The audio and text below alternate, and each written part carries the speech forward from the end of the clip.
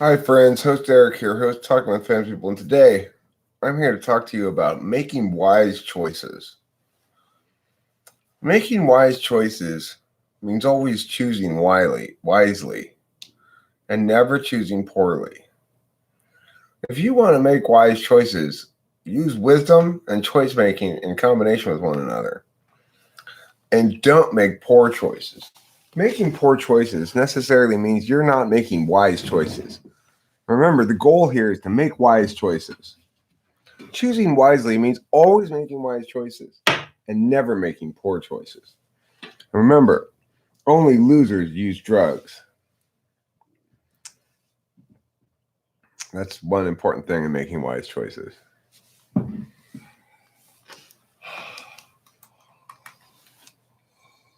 I made a wise choice this morning. I woke up and I started live streaming. It was a wise choice because clearly a preferable alternative to just sitting there. I'm still feeling extremely lazy despite this very long night's sleep I had last night. I'm even still feeling a little sleepy. But the world's not going to live stream itself. If I don't do it, who is? God damn it. The world needs me to live stream constantly.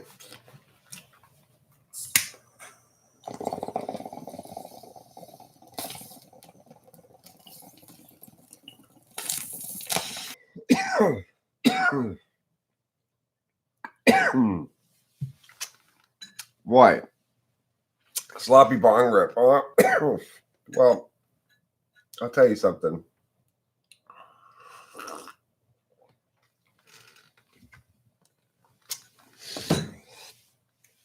That's simply a phenomenon known as morning lung. A lot of times in the morning, you go to take that first bong rip, only to discover you've got what? Morning lung. How do you know when you have morning lung?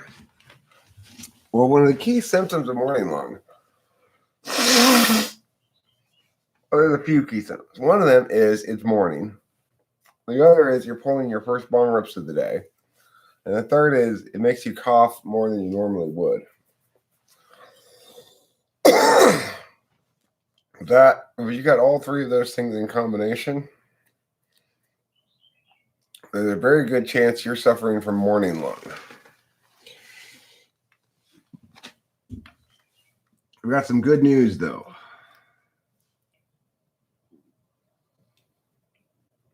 Oh.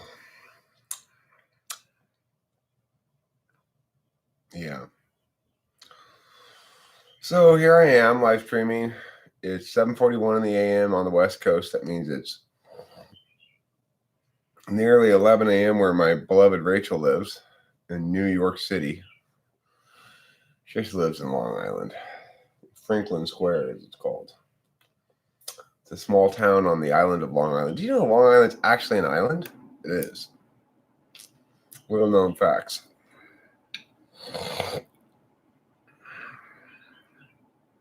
I didn't know Long Island was an island. I assumed it was just part of just a neighborhood name or something. Turns out it is an island.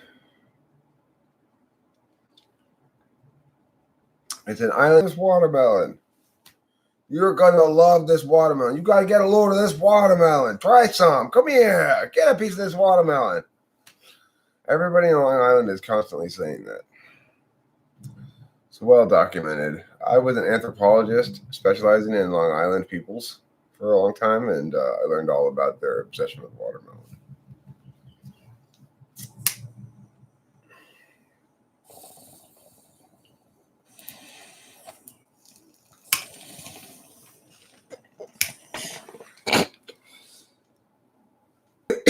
Five full minutes into the stream,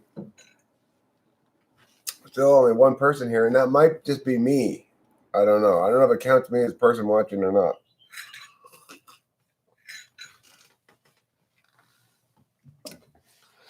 Now, I'm pretty confident that my incredibly beloved and wonderful girlfriend Rachel Apolosa would be here if she got a notification. But I've been hearing a couple of rumors now and again about people not getting notified of my live streams in a timely fashion.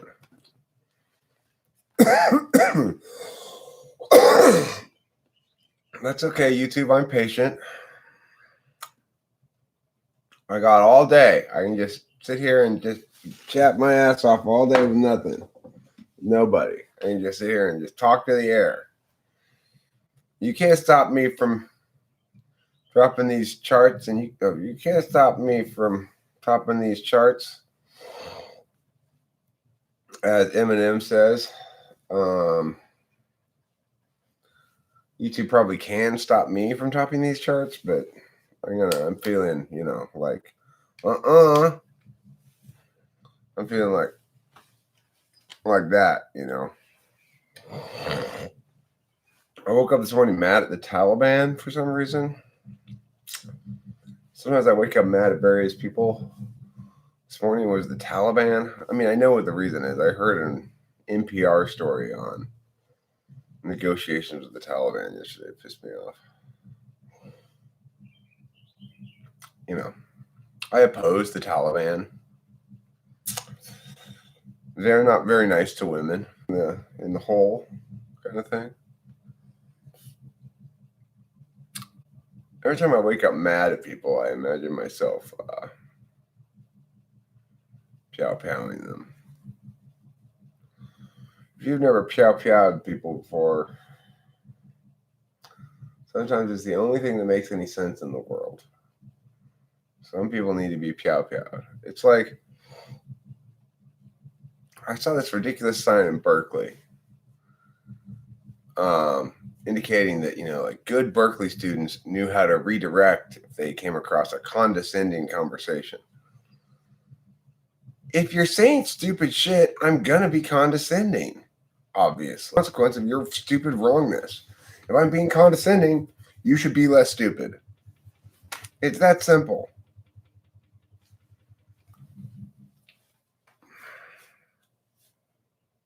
Berkeley. Those people, they're so... As we used to say in my childhood, they're so full of shit their eyes are brown. My eyes are brown too, but that's not the reason they're brown. That's the thing. For those people, that is the reason they're brown. That's the difference. Anyway, I keep hoping that Rachel Apolosa will show up in the live chat. I could text her and tell her I'm streaming. She probably doesn't know.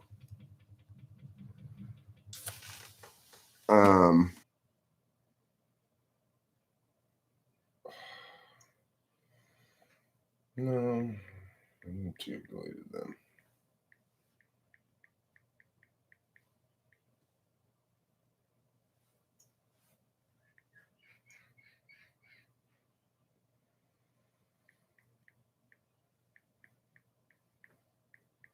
YT is changing. Didn't like.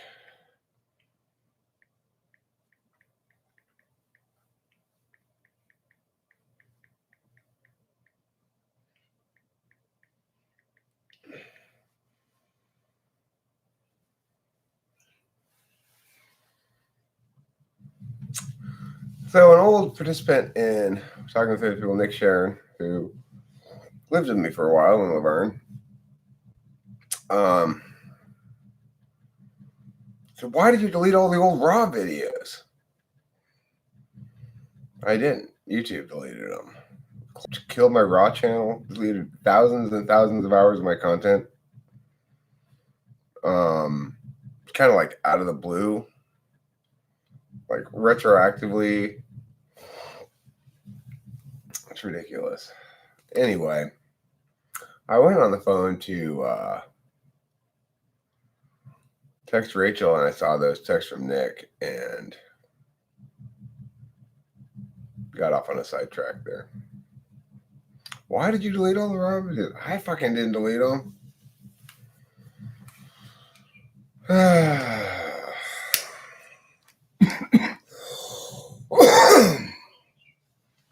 So, anywho,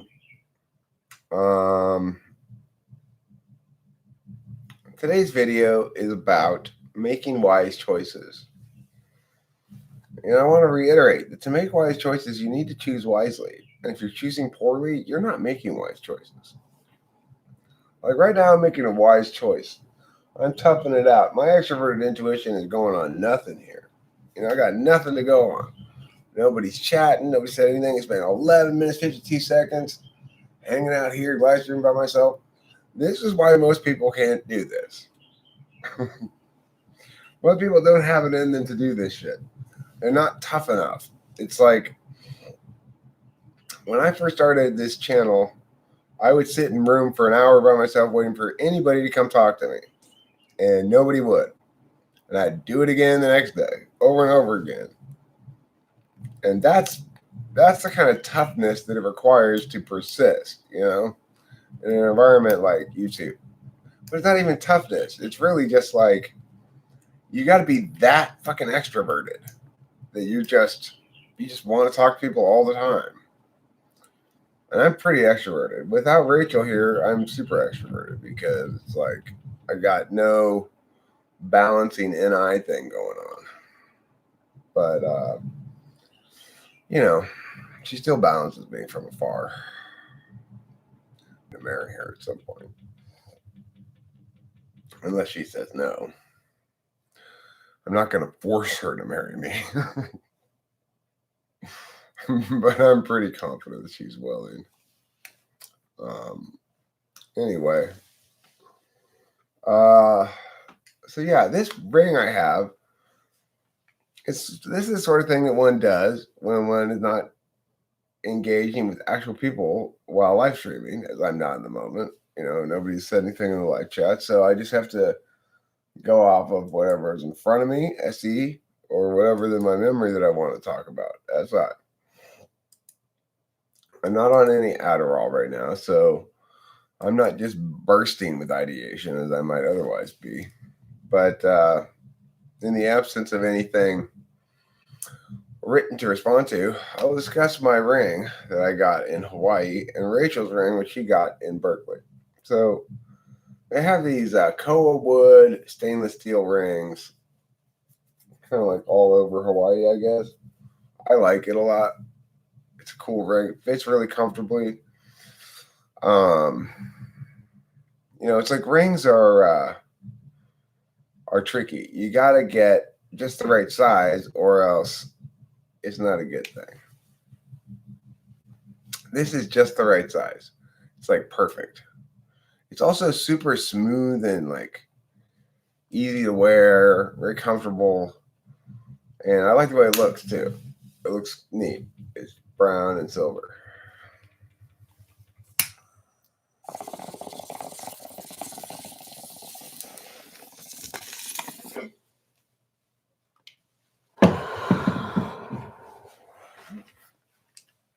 One thing I'm very happy about is problem. And the reason is because in LA, they don't do anything if you've got less than an ounce of weed in your bag. So if you're leaving LA, you can always take less than an ounce of weed with you, basically, and you're going in country. If you're going out of country, you might get busted on the other end. But within the United States, they generally don't check your bags on the way out of the airport, so you're probably fine. I mean, that's the point of having such a thorough screening process on the way in. It's like if you properly screened all the bags on the way in, then there's no reason to screen them on the way out. Well, and that is to say, of course, unless you've got people on one end of the screening process who've decided to not screen something. And LAX has a policy now. An official policy is you are allowed to bring marijuana to the airport. And you're allowed to have it in your bags. And so you just can't, it's like they won't bust you for less than an ounce. If you're trying to like smuggle or something, like, does Froggy look angry? Well, he's been, maybe the lava girl farted. You see where his nose is? There. Is that better? Oh, this frog. This frog's angry because he's a fighting frog. That's why. He's not a regular frog. He's a fighting frog. He fights. You got to have a tough-looking frog if it's your mascot. You can't have a wimpy-looking frog. That would be, like you wouldn't want to be the Rebay Academy limp frogs. That wouldn't be very tough. That wouldn't intimidate anybody, You need your mascot to be intimidating, Winston's mom. He does look a little bit like Winston Churchill. Winston Churchill, by the way, is one of my favorite ENTPs in history. If you were to ask me about an ENTP that I feel inspired by, the answer is Winston Churchill. He was a big crybaby. Winston Churchill used to walk around London after bombings and just tears streaming openly down his face. Winston Churchill was a lucky ENTP. Born at the right time. The moment in history demanded him. And all it required of him, more than anything else, was that he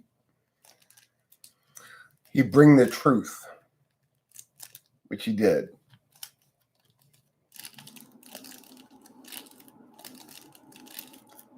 I mean, I agree that he doesn't look much like an ENTP, but I am nevertheless convinced that Winston Churchill is an ENTP.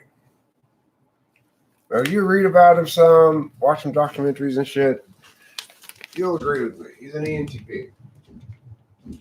Now, granted,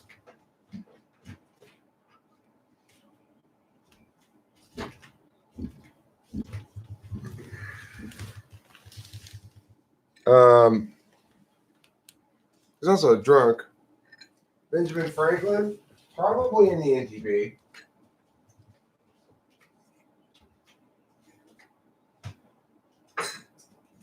There does seem to be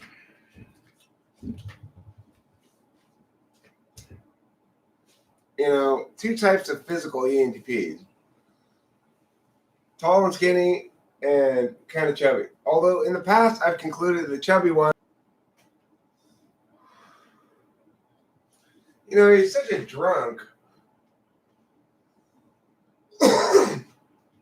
He was also extremely quick-witted, like very quick with his words.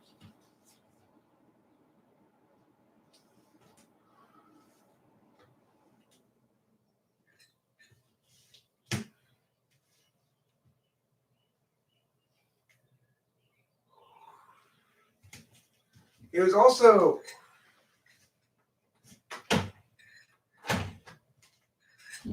famously and completely devoted to his wife.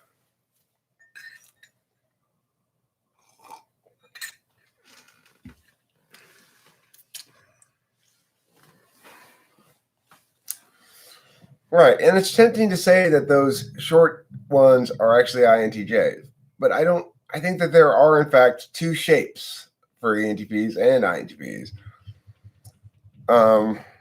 And it's one of those things that helps me to again and again conclude that I better not use physical cues. Horse Mumbler, good morning, and I'm sorry it's taken me this long to get around to your good morning. I realized that I was in the middle of a thought and ignored it for a second, intending to get back to it. Good morning. I hope that Tucson, Arizona is lovely this morning and that your heart is filled with gladness. And that if you have a daughter, you name her Gladys. Okay? Those are the things I hope for you this morning, Horse Mumbler. I hope Tucson is lovely this morning. I hope your heart is filled with gladness. And I hope that if you have a daughter, you name her after my grandmother, Gladys. Wow, it really feels like I got some work done there. I'm really working now. I'm being productive. I've named Horse Mumbler's first daughter. What else is on tap for today? Let me check my list. Winston's mom, Are you still fertile? You gonna have any more kids? Let me see. I'm gonna use the tarot to determine if Winston's mom is gonna reverse menopause and have some kids. I don't think I affirmed you. I just expressed my hopes, okay? Don't diss me for expressing my hopes, Horse Mumbler. Don't diss my hope. My hope is a golden rainbow of just one color, gold. All right, so I'm going to pull this card, though.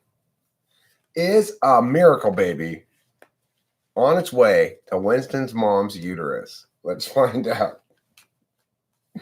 A sudden miracle baby. It's a one-card pull. It'll type me either yes or no. We'll be able to tell. Okay. After Horse Mumbler tried to spill other colors on my golden rainbow of just one color, gold, here's the answer, Winston's mom. The Seven of Swords, it looks like. No, Six of Swords. Sorry, Six of Swords.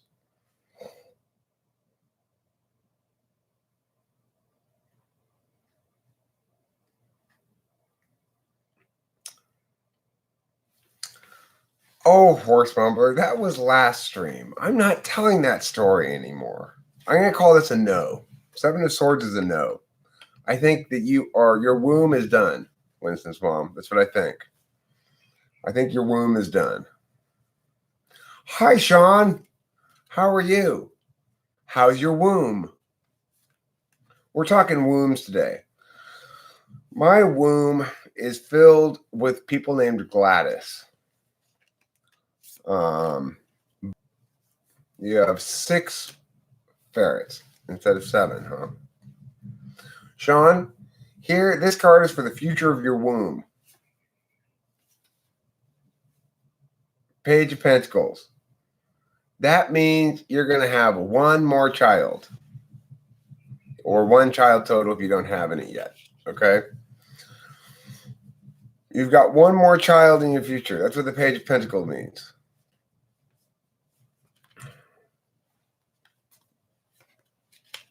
All right?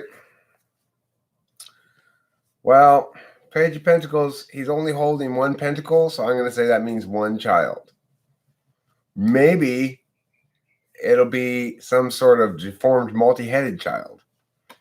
Maybe you can get your wish that way. You're watching Weight Watchers right now? Don't watch Weight Watchers while waiting in the womb. Rather,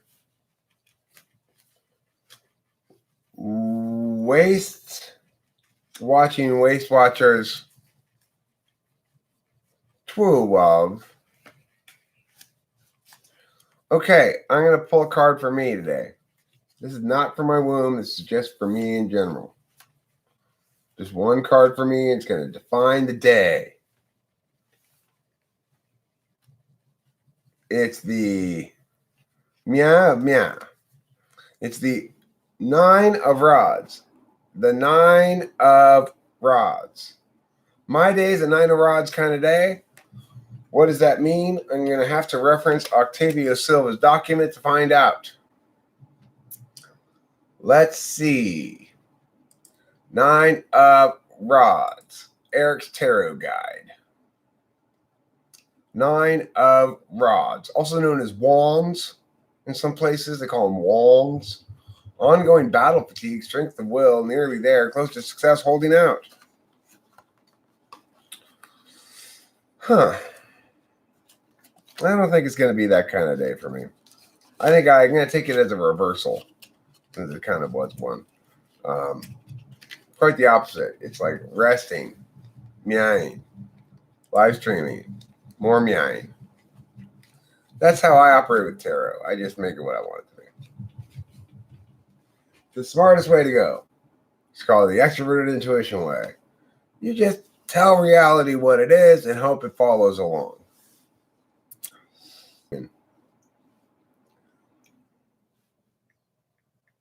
Streaming FYI is what I had texted her.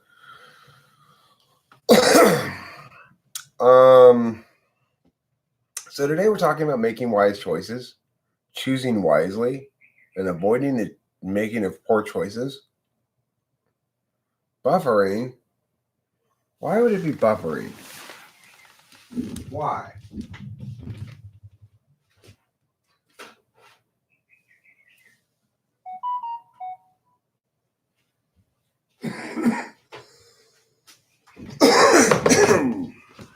Is your mom's face buffering?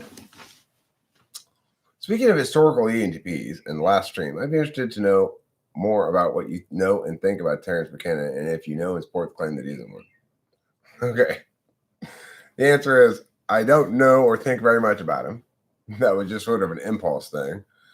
What I'm referring to specifically is his magicalization of drugs, which I don't like. And I have concluded from that half-informed conclusion alone that he is an ENFP. So I would put almost zero weight into anything I said about it. How's that for an answer? I feel much more confident talking to Winston Churchill than Terence McKenna.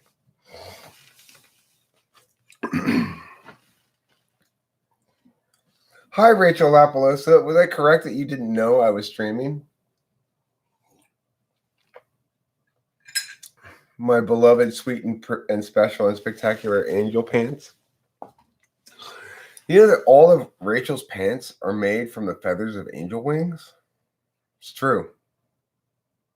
What does magicalization of drugs mean? It means trying to manifest too much metaphysics out of something that's actually physical. You shouldn't magicalize physical things. It's basically the making of false idols, the worshiping of false idols. Drugs don't do shit but get you high. That's the thing to remember about drugs. So when you go out life making choices, making either wise or poor choices, doing drugs to learn things is a poor choice. You don't learn things from doing drugs. No, there are no true idols. That's the truth. You don't learn things from doing drugs. Thanks, my beautiful and spectacular wonder pants of regal majesty.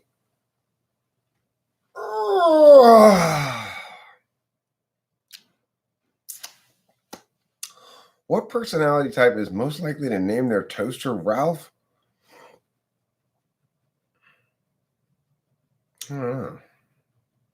What makes me say that doing drugs to learn things is unwise? It's like you're making too much hay of your subjective experience, basically. It's unwise. You're making universal meanings out of subjective experience. Well, I mean, that's because, Sean, you're making too much hay of your subjective experience. You even indicate that's your warrant there. As someone who has done lots of psychedelics, I've done lots of psychedelics too. So our subjective experiences seem to disagree with each other. Which one is correct? Well, because they're just subjective experiences and we're talking about things as to whether or not they validate universally, I'm correct. See how that works? It's the problem with trying to learn things from doing drugs is it's just subjective. It's just a bunch of subjective nonsense. It's just magical thinking. Like I read all those books by that one dude who wrote about like being on mushrooms and having these life-changing experiences and stuff or whatever, and it's just like, oh please. Oh please. They're just drugs, for God's sakes.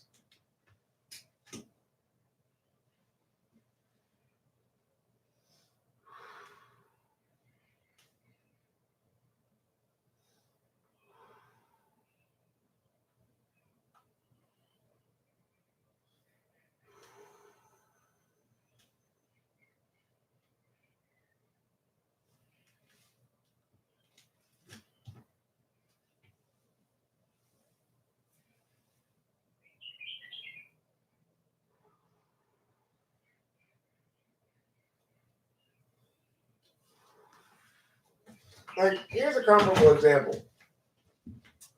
You'll notice how I don't say that people can or should learn things from their magical thinking related to faith.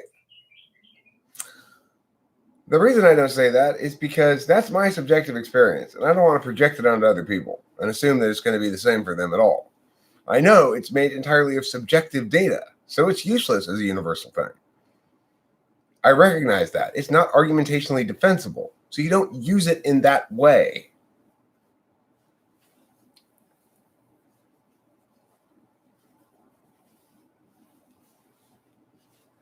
Oh, well, like I said, Horse Mumbler, I don't really know shit about Terence McKenna.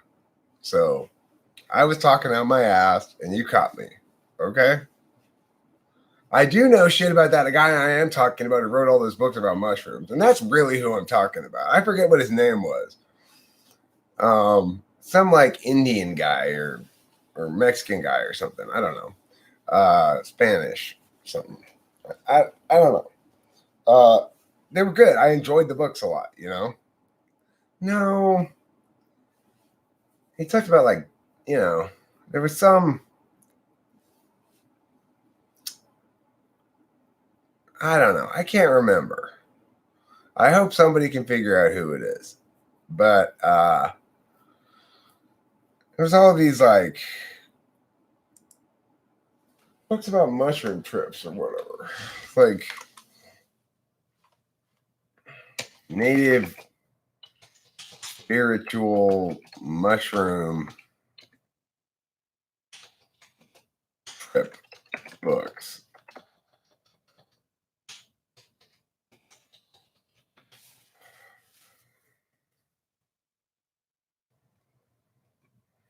The Teachings of Don Juan. That guy. What? Who's that by? Carlos Castaneda. That's who I'm talking about. Carlos Castaneda.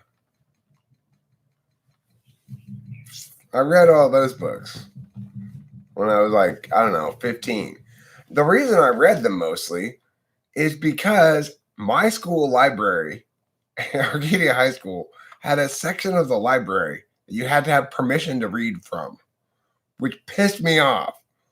And so I got permission and I read books from there, which were all about drugs. It's like, that's the way to get me interested in drugs. You know, how ridiculous is that? So, anyways, Carlos Castaneda wrote these books about mushroom trips and how they open all the doors of perception or whatever. And, you know, I enjoyed them a lot and I kind of like bought into the magic for a minute as a teenager. And then I realized this is all bullshit.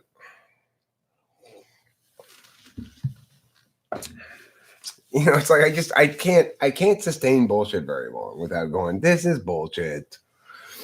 But Terence McKenna, I don't really know much of anything about him, frankly. So if he wrote books like Carlos Castaneda, then my comments apply. If he didn't, then they don't.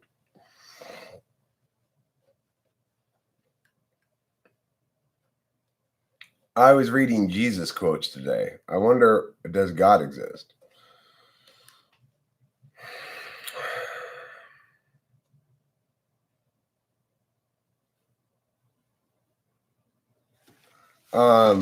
Those are totally different questions. Okay. So, like the first question, does God exist, is a question that you need to answer for argumentational purposes. The second question is a question of utility. And the answer is probably no, absolutely not, I would guess. That it's, I personally find faith very useful and understand it to be a behavior, that is a conversation with God, so to speak. I don't understand it to be an affirmation that I need to defend. So it doesn't matter if God exists or not, because that sort of statement isn't one that is a prerequisite to faith. I don't need to affirm any statements or negate any statements to exercise faith.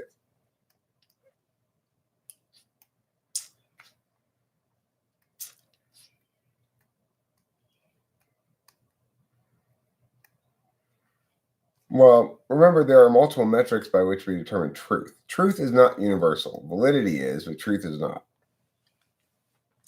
So that's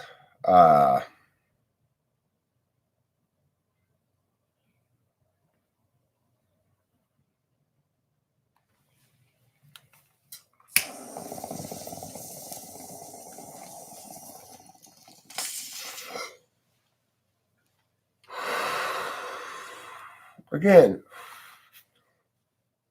that presumes that teleology is a singular line of argumentation. I reject argumentation vectors in exercising faith. So, in other words, it doesn't matter what words I say to you or anybody else to justify it. I don't need to justify it. Trying to justify it is the wrong thing to do. So if I express teleology, that's at most a partial truth. It's I didn't intend to express teleology.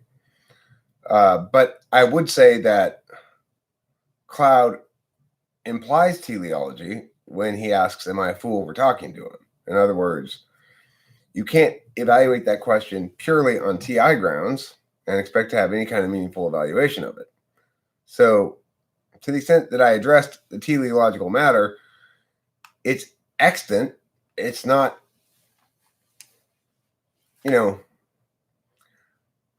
to say that there's a moral component to including ideational vectors is insane. There cannot possibly be a moral component to consideration of teleological vectors.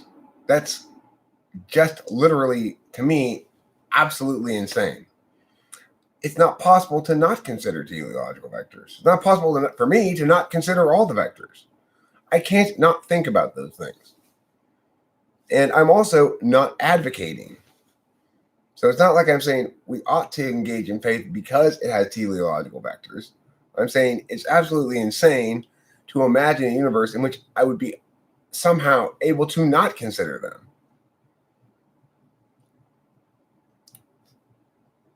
Do we have ideals we need to reach? We don't have ideals we need to reach. We have values we need to uphold. And that's a different thing. You're either upholding the right values or you're not. And that's a very binary consideration. But the thing to remember is only negative values are universal. Positive values are individuated. So we can make universal negative moral truths statements like violating another person's bodily integrity is wrong. In other words, if I go up and stab you with something, that's wrong, morally wrong. We can universalize those kind of moral absolutes, but we can't universalize positive moral absolutes. And this is the problem that most of society has in general, is they fail to make this distinction. So, well, look, in that instance, you're not violating somebody's negative rights because they forfeit their rights. If they've in fact violated other people's rights on multiple occasions, then they forfeited those rights. Okay. Now we have rule of law to further provide codification or sort of protocol legitimacy.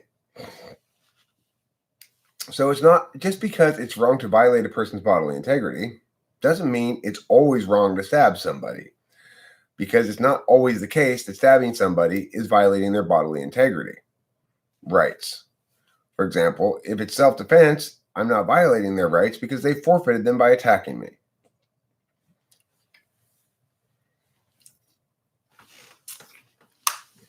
So that's why it's important we use language carefully, and we say it's always immoral to violate someone's bodily integrity rights, instead of saying something sloppy like it's always immoral to stab somebody. It's not immoral for a surgeon to cut into you to help you, right? There are no exceptions to the moral law that it's always morally wrong to violate another person's bodily integrity rights, because definitionally, if it's not morally wrong, then there's some reason that that doing so is not violating their rights. Now, you might say that's circular.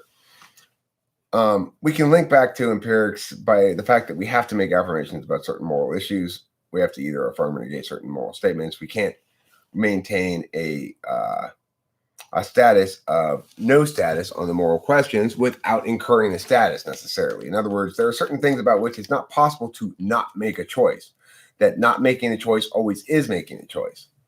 So because of that, yes, we can universalize and codify certain moral laws because they are matters of negative rights, which are carefully defined if we use language properly. However, for most things that people state moral positions on, they are incorrect in universalizing those moral positions, and they do it anyway. So, because people don't use language precisely, it's very easy for Sean or lots of other people to think there are always exceptions. No, there are not always exceptions. If we use language precisely, there are not. So, that's why it's frustrating to be me. It's frustrating to be me because I understand correctly what society as a whole doesn't get. I see exactly why society as a whole has these sort of conflicts. Because you've got people like Tom Sayer, who's running for president, and he's got a lot of ads here in California. He's talking about climate change and it being the greatest challenge and our moral obligation in some sense. You don't use those words, but something like that, to do something about it, and meow, right? He's mistaking the fact that there's a problem for an obligation to do something, and even worse, for an obligation to do something specific, namely curb emissions. That's a terrible idea. It's a terrible idea for the United States to unilaterally curb emissions. I mean, I want to make this very clear to anybody who could ever hear my voice. It's a terrible, terrible, terrible idea. Every other approach to the idea is better. And there are shit tons of other approaches to the idea. The analogy is very simple. When our cities thousands of years ago became overrun with human feces and urine, we didn't try to get people to poop and pee less. That would be insane. We are a carbon-based creature. We produce carbon by living. It's what we do. What we need to do, sensibly, as any sensible human being would realize, is do a better job of dealing with emissions once they've been emitted, rather than trying to limit them. For the same reason that we shouldn't try to limit people in how much they poop and pee, because it's totally fucking insane. We've got multiple ways of sequestering carbon. We've got multiple approaches to dealing with carbon sequestration. So, for example, I can seed the southern seas with iron, causing algae blooms, which will sequester a lot of carbon. I can use more technological means of sequestering carbon and sink those carbon things into the bottom of the ocean. I could also choose to release a lot of carbon, which would block some sunlight. It's like, solve the problems we create. Don't try to go back in history and unmake them. It's crazy. If the United States were to unilaterally curb emissions, what would happen to the sudden available space in the economy? It would be filled by China and India, who produce stuff in a more dirty way than we do. I'm not saying we shouldn't do something about continually improving air quality, continually reducing the amount of pollution. Sure, absolutely. I'm in favor of environmental regulations. What I'm saying is that a carbon tax is insane. Makes no sense. It will have unintended consequences. It will create more pollution as China, Brazil, and India surge in to fill the gap.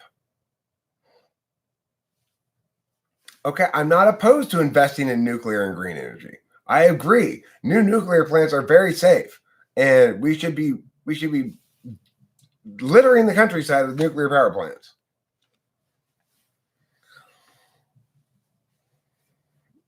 Right. So this is reality. Okay? We've got a politician out there who's screaming at the top of his lungs, carbon tax, curb emissions. And yet this reality I'm presenting to everybody right here is obvious. But huge amounts of people just believe that we should have carbon taxes, that we should curb emissions. Why? Because nobody is telling the truth. I'm telling the truth. Everybody else is taking a side on shit like an idiot. Except me, I'm telling the truth. The truth is, yes, climate change is a big problem. No, we shouldn't have carbon tax and curb carbon. You see that it's like, why is nobody else saying that? It's obviously the truth. Yes, climate change is a big deal. Yes, humans caused it, obviously. Yes, we should do something about it. No, we shouldn't have carbon taxes or curb carbon. Duh! Right? And I'm the only person saying this. Why? Why am I the only person saying this?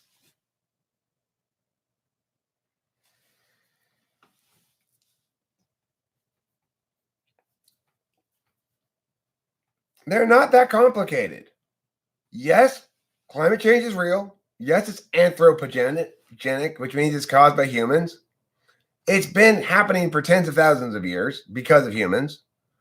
And it's reached a point where we need to do something about it. Also, it makes zero sense to curb emissions for multiple reasons. First of all, we don't even know what the curve of climate change is. Carbon may have a diminishing return impact on climate change. In other words, at a certain point, it may increase the temperature at a slower rate, an increasingly slower rate. Nobody's made a determination about the shape of the curve here. You know? So this is what I'm talking about politically in general. People go, well, what's your position on this? Well, which camp are you in? Or meh. My position is the correct one. The camp I'm in is being correct about everything. Well, hopefully I'll be polarizing enough in my attitude and my contempt for the wrongness of others.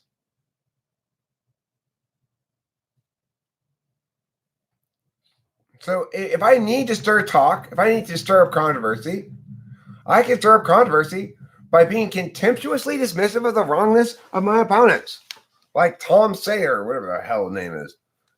He's an idiot. Nobody should vote for him.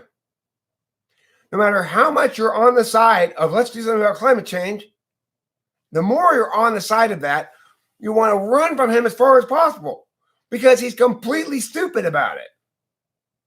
He's taken your precious issue and chose to be massively, insanely stupid about it publicly.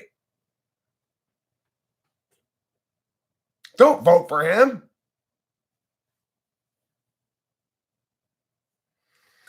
Well, okay, fine. I mean, I agree it doesn't look to be leveling out at the moment before it causes significant damage. I agree we should do something about it.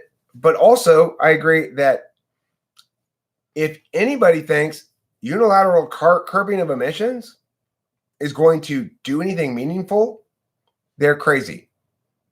Nobody will stop other countries from simply ramping up production to fill the gap and doing so in a more polluting fashion. It won't work.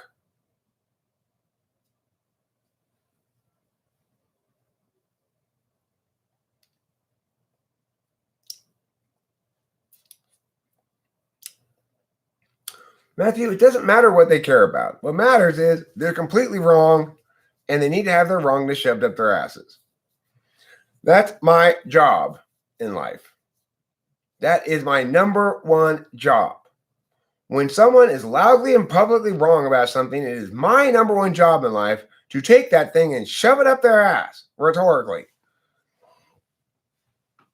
And believe me, every single politician out there, if I could get them to have to sit in a room with me for 30 minutes and have an actual conversation, they'd leave crying.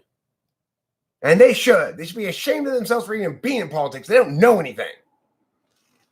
These dumb people with their dumb ideas and their team sport attitude about the whole thing, and their total lack of concern for the actual welfare of the country, it's appalling offensive, is what it is.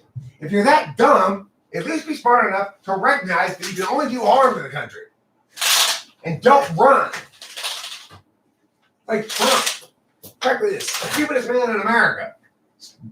Way too stupid to realize that he had a patriotic duty to stay away from politics. Does it mean all his decisions are bad? He made bad policy choices? No.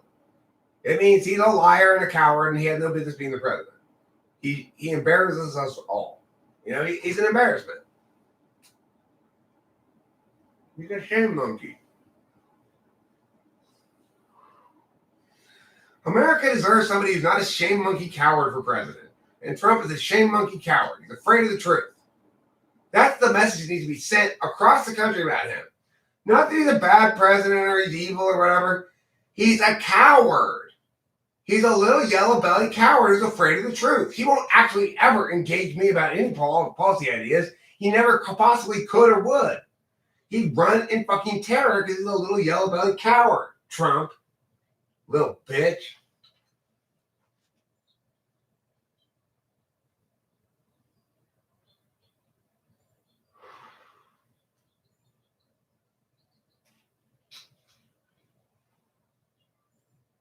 That's the message that needs to be sent across this country.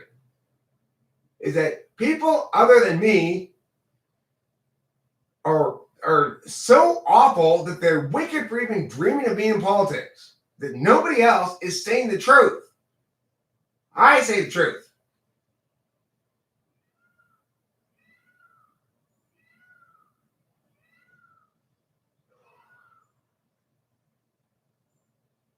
This country deserves a truth-speaking president.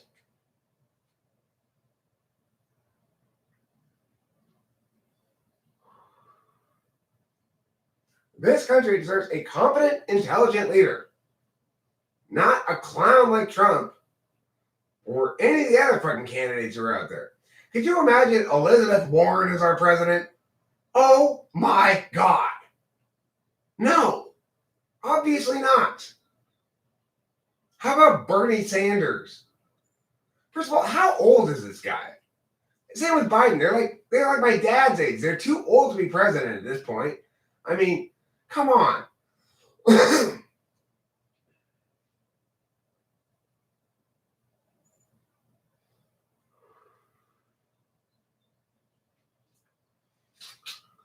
Even Yang is like, he's trying to straddle all kinds of fences, as far as I can tell. He's not really, he has no real vision. I have vision, you know? He's just like, I'm different. I'm a change. I'm more intelligent. Right, but you're not right still. You're still not correct. That's the problem. Be correct about everything. Anything less is inadequate for President of the United States.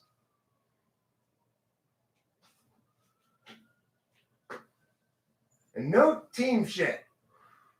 No Republican, Democrat team shit. I'm not playing fucking team shit. You can put your team shit behind you, put it to bed. It's fucking childish. There's no reason for it.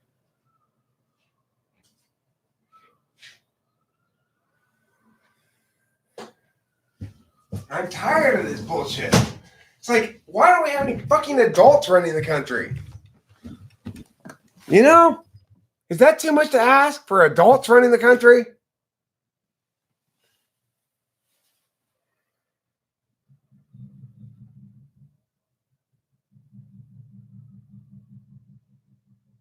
Correct, horse mumbler. Correct. Famine is fixed by the production of more food, not the acceptance of malnutrition. Pollution is reduced by more cleaner machines, not fewer dirtier. Thank you. Exactly. Well put. Bravo, sir. Bravo.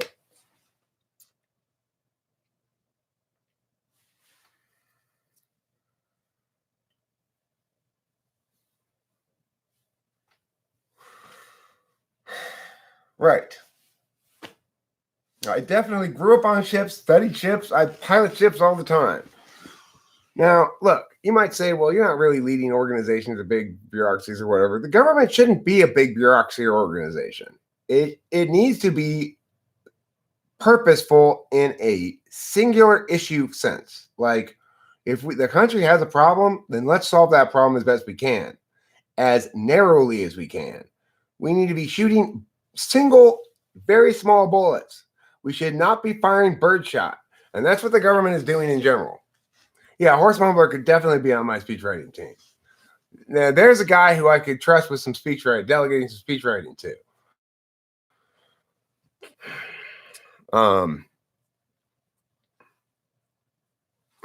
No, that's the thing. Government is not garbage, period. I'm not a libertarian either. Government has its role. It needs to do its job and stop trying to do a bunch of other jobs. The biggest cancer in government is mission creep.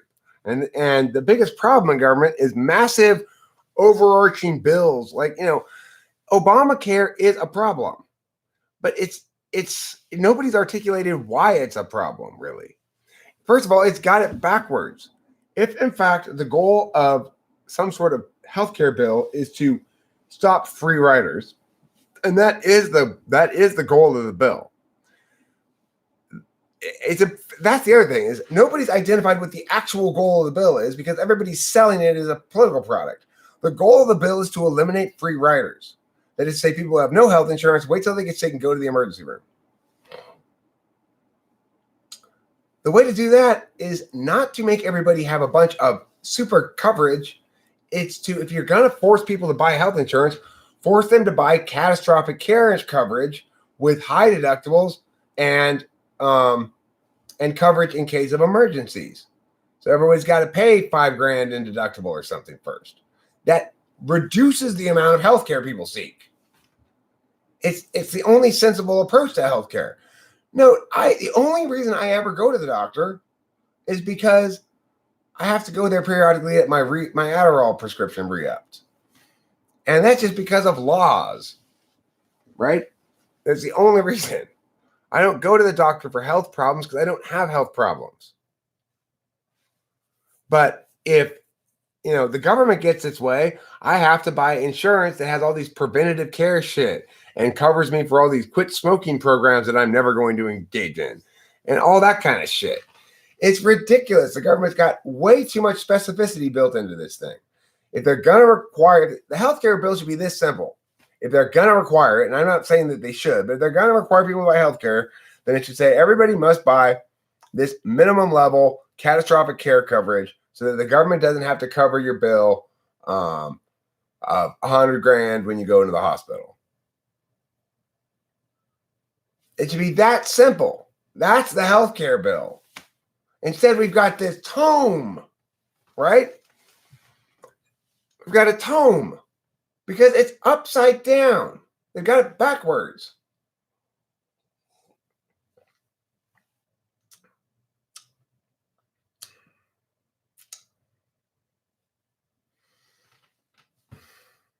It's like, I agree that people should not be unable to get insurance because they have pre-existing conditions. That's important.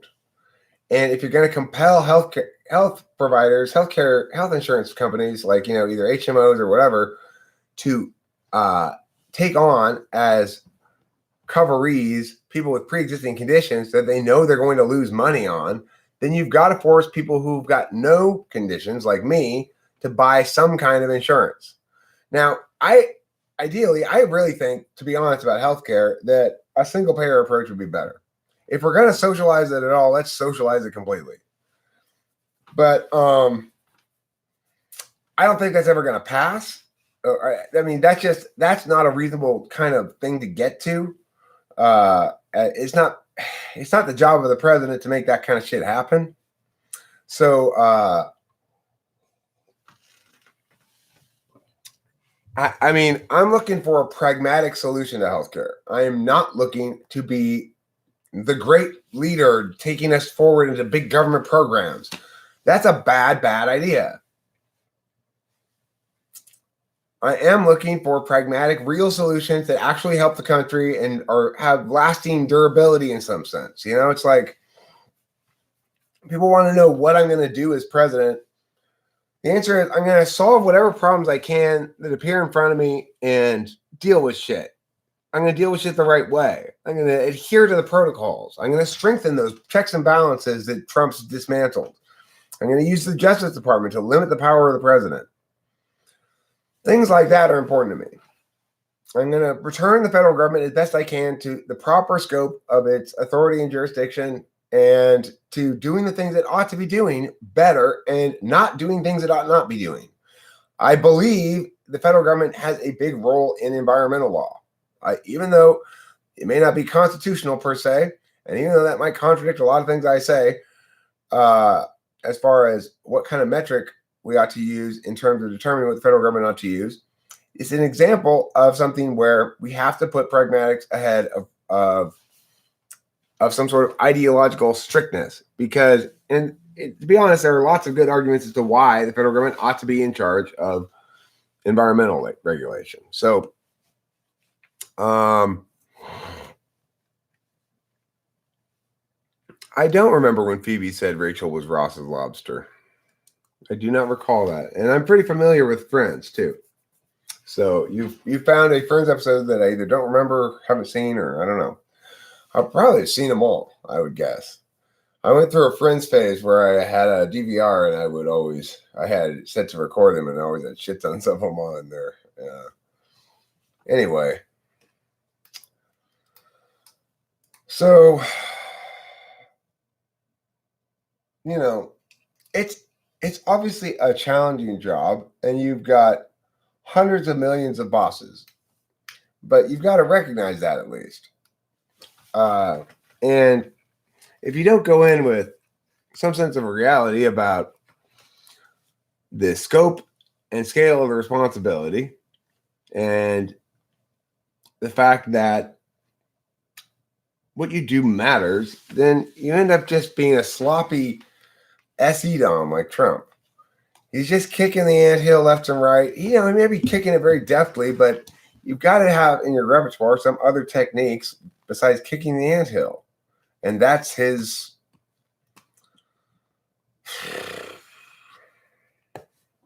It doesn't. Cloud, even if that's the case, I'm not talking about his type, really. Yeah, I talked about kicking the anthill being an SE kind of a thing. Let's say he is an ENTJ and he's doing that so much for third slot. Fine. Doesn't matter. I'm not interested in debating his type. I'm interested in explaining why he's not a good president.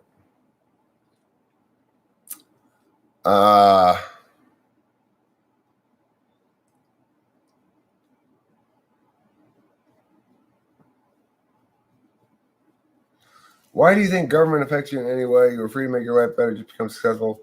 I'm fine. I believe I have a patriotic duty to serve my country in the best way. I believe that history is calling me. That this moment in time requires me to step up to the plate and do my duty as a citizen. And I truly believe I'm the most qualified person to be president of the United States. In fact, I truly believe I'm the only qualified person to be president of the United States. I could find other people who would be mostly qualified, but I don't think there's anybody else who's got quite the level of genuine understanding of public policy, genuine, earnest resolve to be ethical in my dealings with everything, and fair and not team focused, and yeah.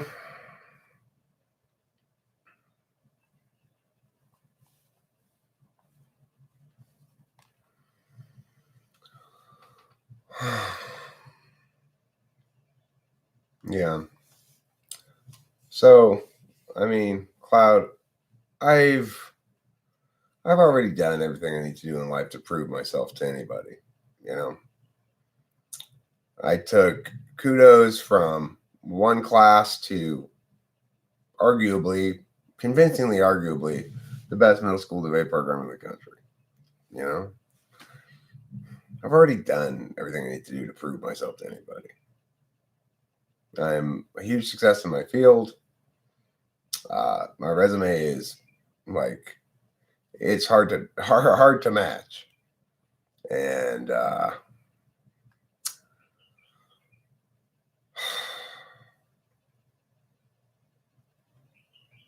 people never.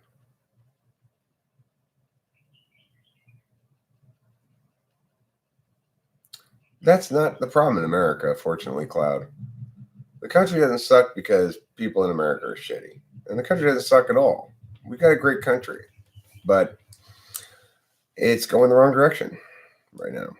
It's it's increasingly divisive around here. People are are always blaming the other side, and the answer is not blame yourself. It's stop blaming the other side for a second, and let's talk about what the correct thing to do is.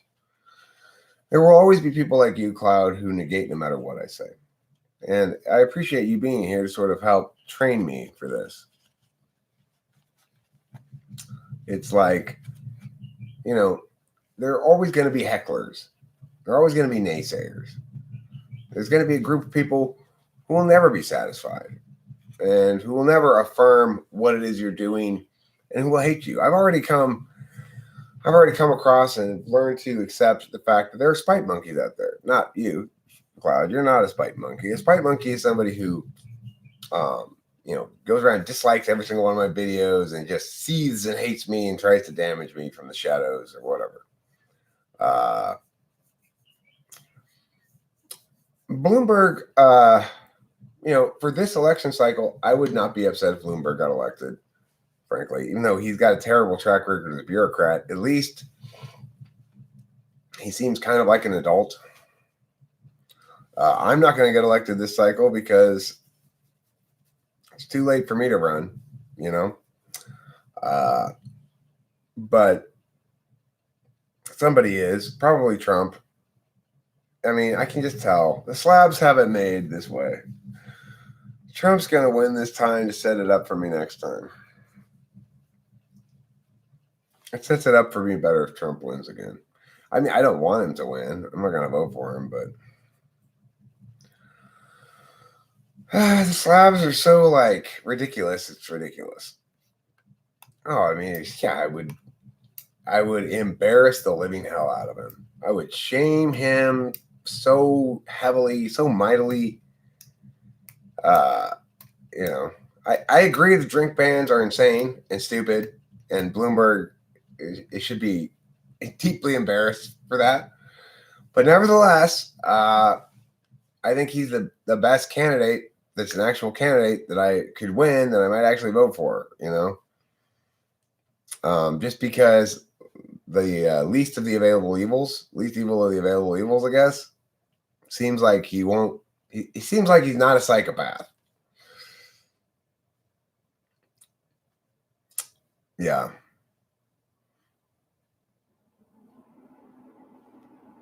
Well, he's not the worst. You want Elizabeth Warren, Matthew? Do you want Elizabeth Warren? Do you want Bernie Sanders? Do you think they won't regulate drinks? Come on. But yeah, Trump's going to win. The slabs want Trump to win so that I can win next time.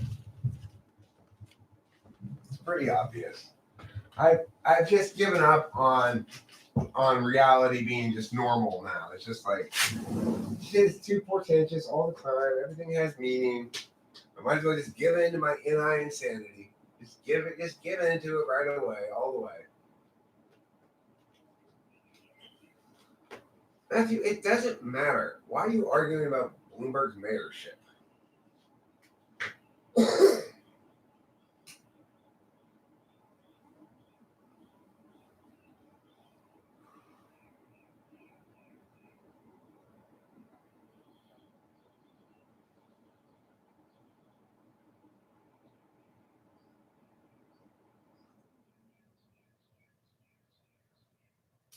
My stocks are safe with Bloomberg. He put lots of people in prison, so safer streets. Well, okay. Putting lots of people in prison is only a good thing if, in fact, there are lots of actual crimes being committed. So, Whether or not that's a good thing, it depends on whether there were actually lots of crimes being committed or whether he's putting people in prison for bullshit. You know.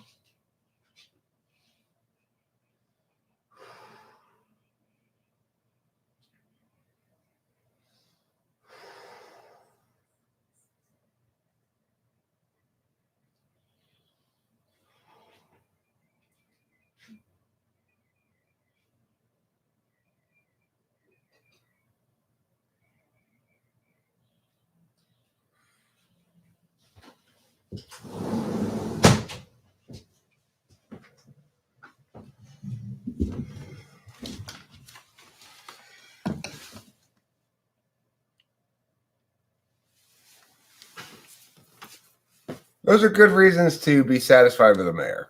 You know, city's clean. She likes how he handled Sandy. Mayors only have so much power. The most public thing Bloomberg did was terrible, this soda thing, you know. But that's the only thing I know about his mayorship. And so I'm not going to judge the guy just on that stupid idea. A lot of stupid liberals out there think, like, let's play nanny state, you know. Let's play nanny state.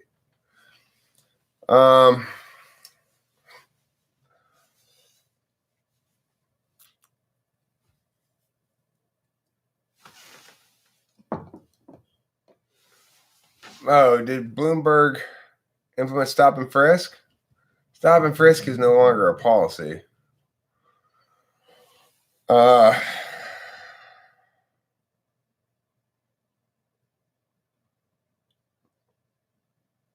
Cloud, just so you know,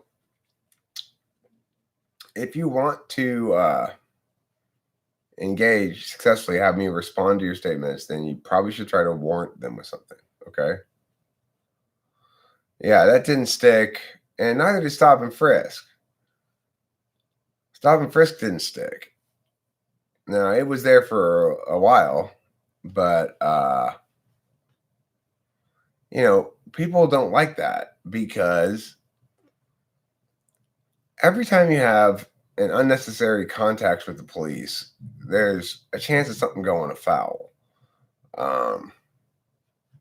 Especially when it's it's just profiling, right? You're young and kind of pot having looking, and you're going to get stopped and frisked. And if you're a businessman in a suit, you're not, right? So there's something kind of fundamentally unfair about that is going to make it not work long term, and it didn't work long term. But I will say,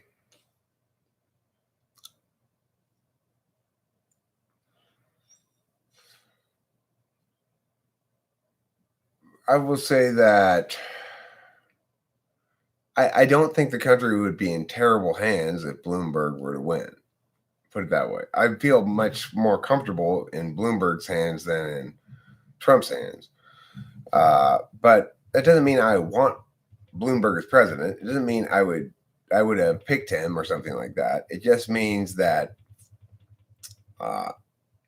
I'd probably view him him or Yang as the most desirable alternative available. You know. Last election was the first election which I didn't vote for president. In fact, I didn't vote at all because I was so disgusted with the whole thing. Because there's no way I was going to vote for any of the candidates. So I just couldn't do that. What I'm saying is this election with Bloomberg in it would not be a I refuse to vote election. It would be my candidate's going to lose. And I just don't. He wouldn't really be my candidate. Like I said, it's not somebody I particularly love or anything. But Cloud, do you ever hear me blaming any of my problems on the government? Do you hear me really complaining about anything? I'm talking about the state of the union. I'm talking about the state, the government. I'm not talking about me. Duh. His name's Yang. Yang isn't polling well. Well, probably he's not because you called him Wang, so that's a good sign that he's not polling well. Yeah, well, he's just a joke.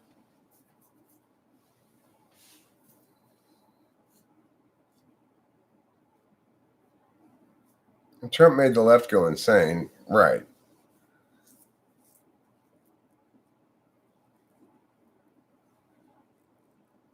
Oh, I don't want the Democratic Party or any party in one piece. It's time to put an end to party politics.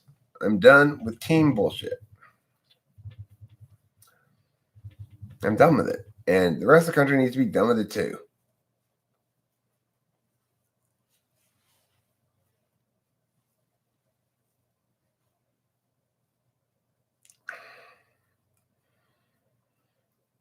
It's like, it's time to grow up. It's not Democrats and Republicans. We're all Americans. And, the best approach is the approach that says, let's be correct about everything.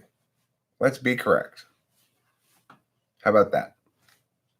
Not about which group we're in, but about each specific issue in its turn.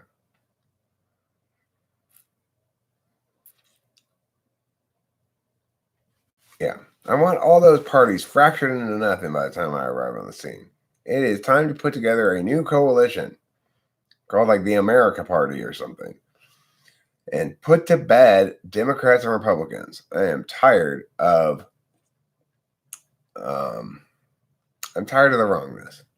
I do give a shit, Cloud, because I am a realized ENTP. I have learned to care. I'm waiting for Vince McMahon to run with a rock. Yeah, right. Yeah, we do. We give a shit about a lot of things. It is true that ENTPs have a capacity, especially when they're young, to jettison things that they're done with, so to speak. Like, okay, I cared a lot about that yesterday, but not today. I'm not like that. I'm well past that stage. I have highly nuanced, correct positions on things developed over the course of decades, and nobody else does. Right? Cloud, try to be less weak. Okay, somebody came in here with this stuff last night. Where do you agree with C.S. Joseph? Even broken clocks are wrong twice a day. So, hi,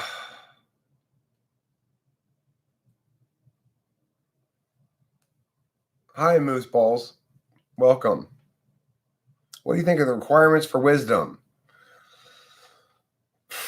Number one requirement is humility. To recognize that you are engaged in a process. And the best thing you can do is to do the process to the best of your ability and to recognize that you are human and fallible and wrong sometimes. I know I am sometimes wrong.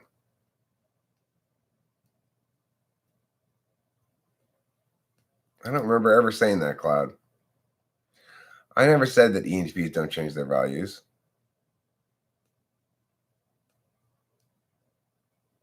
When did I say ENTPs don't change their values? That's stupid. Of course they do. Everybody's values evolve over time. Like, you're going to be less ridiculous when you get older. No, I am not going to wrestle Steve Austin. I'm not interested in wrestling anybody. That sounds like a good way to get hurt. I do care about a lot of things. I am very much about trying to be a good person.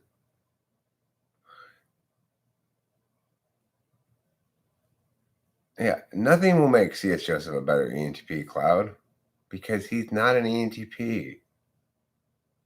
No doy.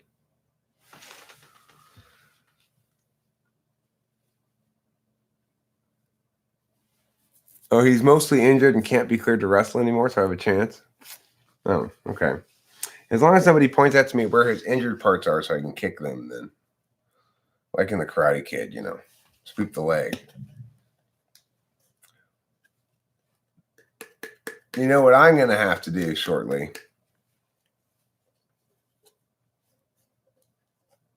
Okay, I'll go after the knees.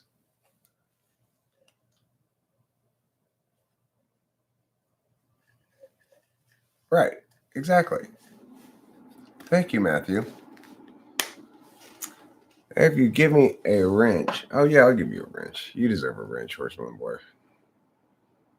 Never even really thought about it. It's a good thing for you to consider asking me. It's like that's the sort of thing that people don't normally do because it involves some social risk. Most people, almost anybody, I would say no, but Horseman Boy, I'll say yes to. I don't like wrenches in general; they cause discord or whatever in some fashion, but.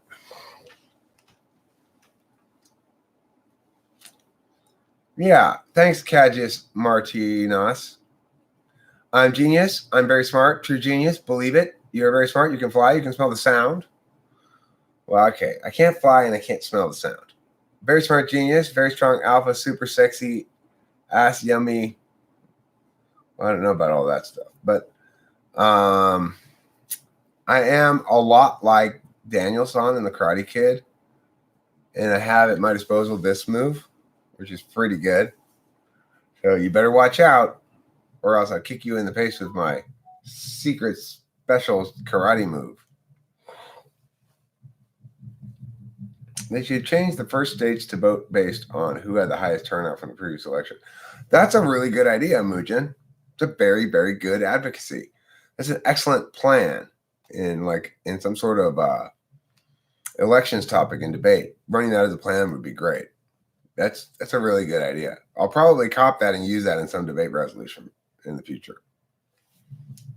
You're thinking there, Mujin. You're doing some thinking. I remember when he got arrested and Joe Pesci had to defend him and Herman Munster was the judge. Who are you talking about?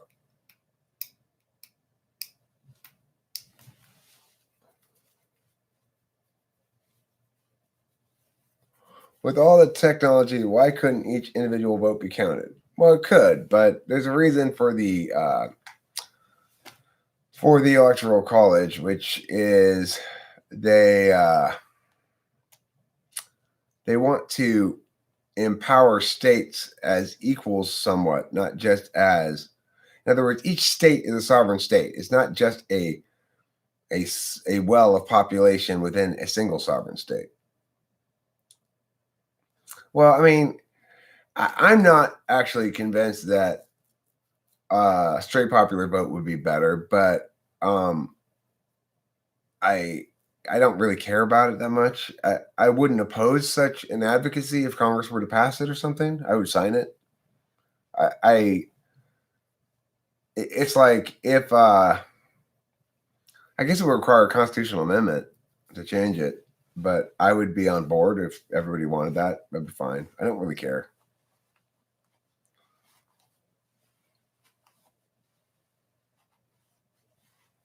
Ralph Macchio was his name, and he's also still starring in Cobra Kai. Cobra Kai, if you haven't seen it, is just fantastic. The thing about a straight popular vote is you'd be guaranteeing that politicians only visit urban areas and really only represent urban areas. So I don't know if that's a good idea.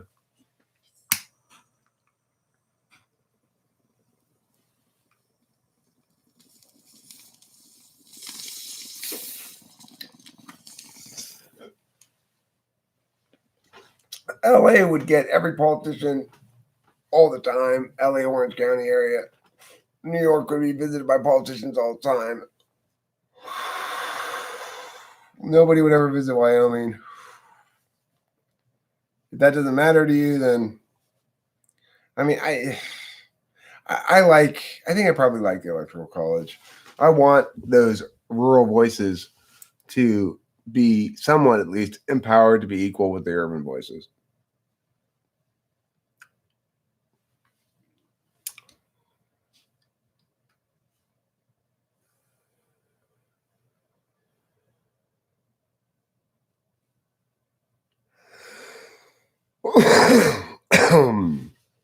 If you have not seen Cobra Kai, which is the continuation of the Karate Kid story now that they're adults, um, you really should watch it. It's a YouTube original, and it's yowza bam wowza. It's so good. It makes you say those things. Yowza wham bowza, it makes you say. It's so good. You triggered this link by hitting on 3 of the same topics in the same order as this guy did in his stream last night, of which I only listened to a part. All right, well, thanks for linking it. I appreciate you providing justification for the link as well. That's very INTP of you. Yeah, I no, it's college. It's not collage. I like it too. I think it's good for democracy in general. It sometimes gets abused, but you know, that makes it no different than anything else in the world. Rick Benson is definitely a Trump supporter. In fact, he drives a truck with a big Trump flag that flies on the back of it. I saw such a person yesterday driving a pickup truck, and he had this massive Trump flag and Trump stickers on the back of it. It's like your Trump supporters are very outspoken in their support in general.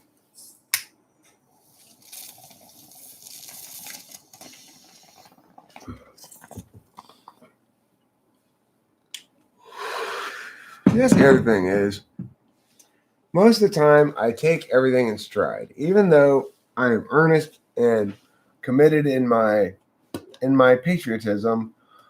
I'm not it. I don't let myself get too emotional about shit.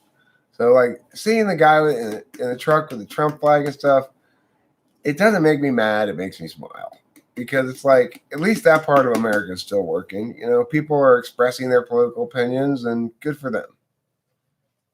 You know, that's my take on that. It's entertaining. Yeah, it's part of life, and I like that, and that's fine.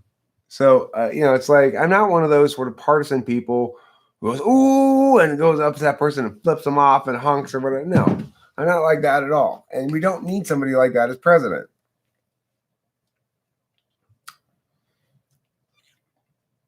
Confederate flag. Well, you don't see any Confederate flags around here.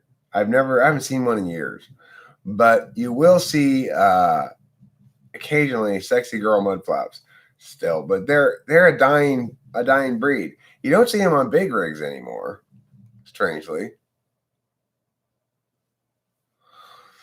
There's a big problem with multi-party systems as well, because then you have single issue parties in the mix, and it's just like, yeah.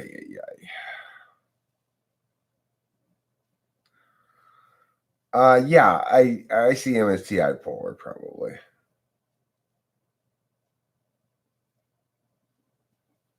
Well, it's a better chance almost that person you're referring to is an ESFP,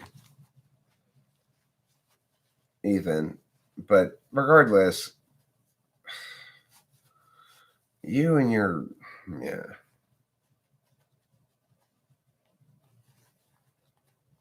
Yeah, true. Well, but I remember seeing some of them when I was younger. There used to be periodically you see them, but not anymore. Mud flaps. Mud flaps on trucks are no longer what's the word? Embossed with a sexy girl silhouette that they used to have.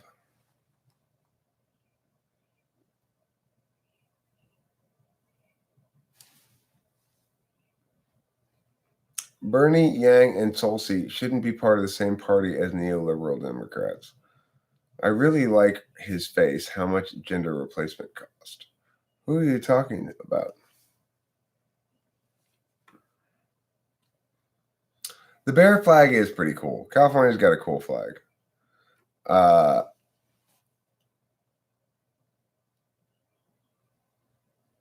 They are still out west. Mudflap girls will never die. Well, I mean, I used to see him on, but the thing is, I do think that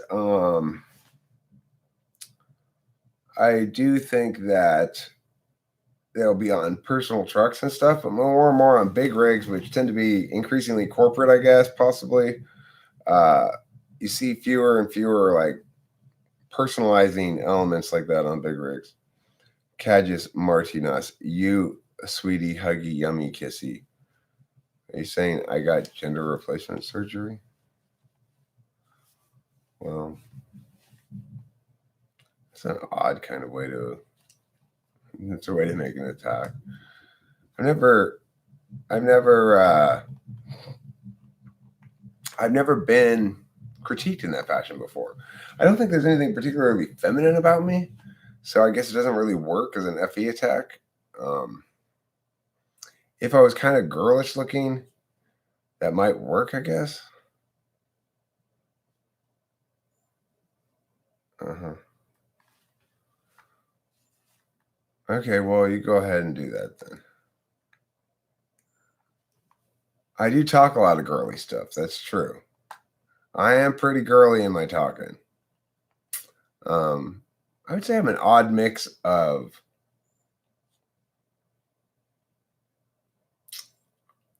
girlish inclinations and with kind of direct and not necessarily very soft approach. I don't know. I don't not I don't disavow my girlish qualities. I like my feminine ways. The parts of me that are feminine, I like them and I like to indulge in them. Like for example, the way I love my cat. I'm definitely not the strong silent type. That's true. I'm not particularly strong, and I am definitely not silent. Nobody has ever accused me of being too quiet, saying too little.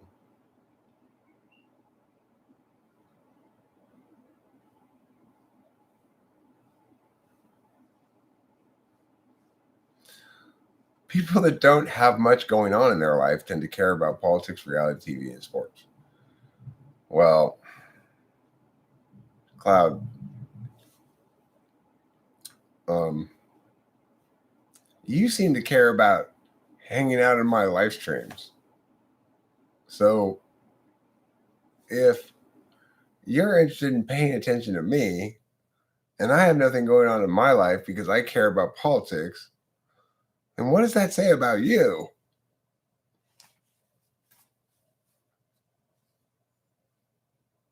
Would you say FI and NI are the most feminine, and TE and SE the most masculine? I would say TE and SE are the most masculine. I would say probably FI and FE are the most feminine because oh, I see. Does anybody else get to have credit for having fun in their leisure time or studying things? Or are you the only one who gets to have fun and learn? Um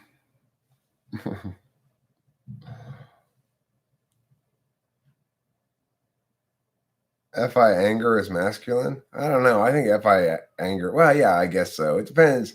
Depends how it manifests. Um,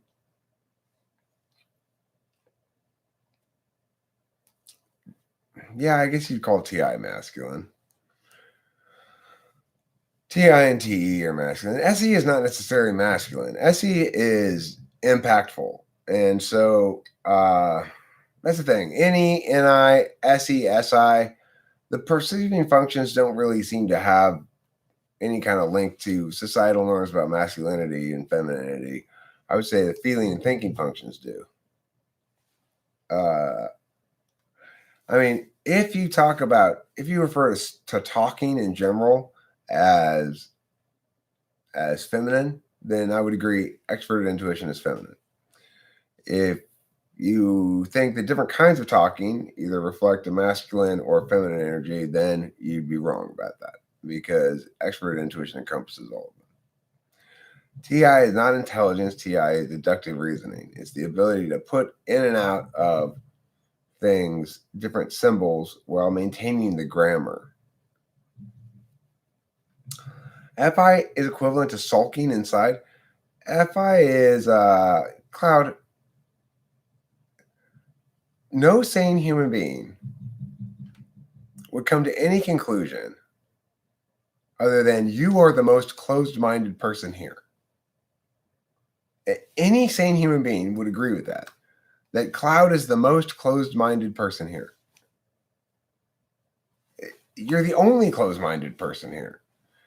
You're not even remotely interested in engaging with ideas. You just want to be negationary time and again. You know? So that's ridiculous what you're saying.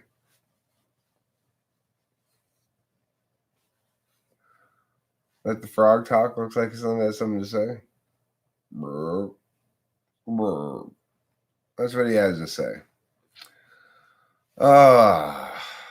I am running out of energy. Slowly running out of energy. I'm slowly smoking my way into a nap, which is my job in the morning. You know, smoking enough long rips that it's time to take another nap. It's important to get enough rest is the thing. I know Rachel's taking the day off today. She needs some rest. She wants a pre-weekend day of rest to prepare herself for a weekend's worth of rest. And I understand that. I respect that completely. I'm kind of on the same page with her right now. I'm like dreading the fact that later this afternoon, I know it's crazy, I'm going to have to go to work for like 2 hours. Man, talk about hardship. Boy. Anyway, I am actually kind of like going, I gotta go to work. But it is a new topic, and it's actually a topic about predictive policing, which should be interesting.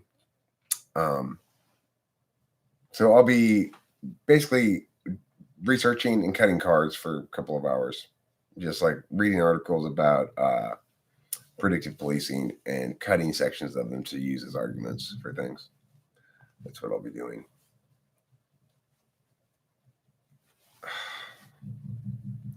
Can somebody I'll do it.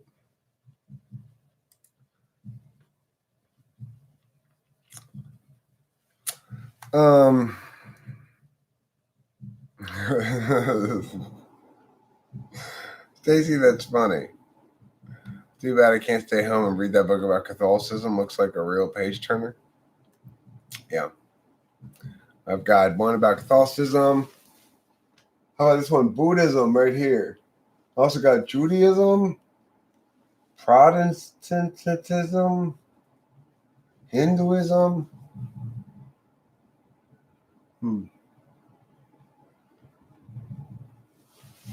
That's a lot of good isms I got there.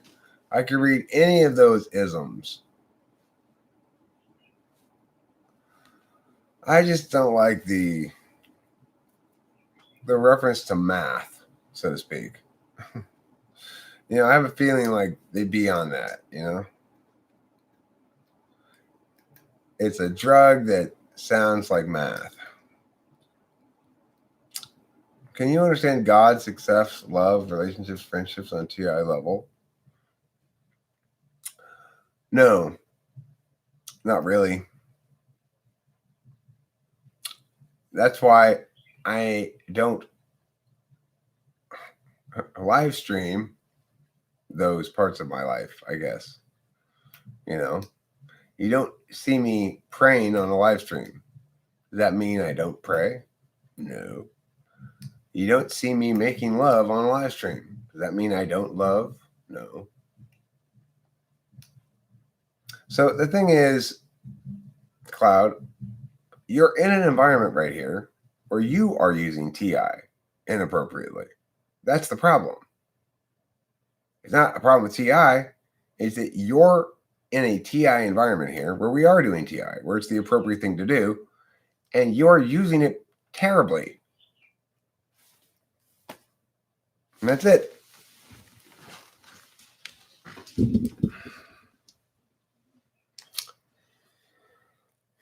Now, if you'll excuse me for a moment, I'm going to smoke this bong rip.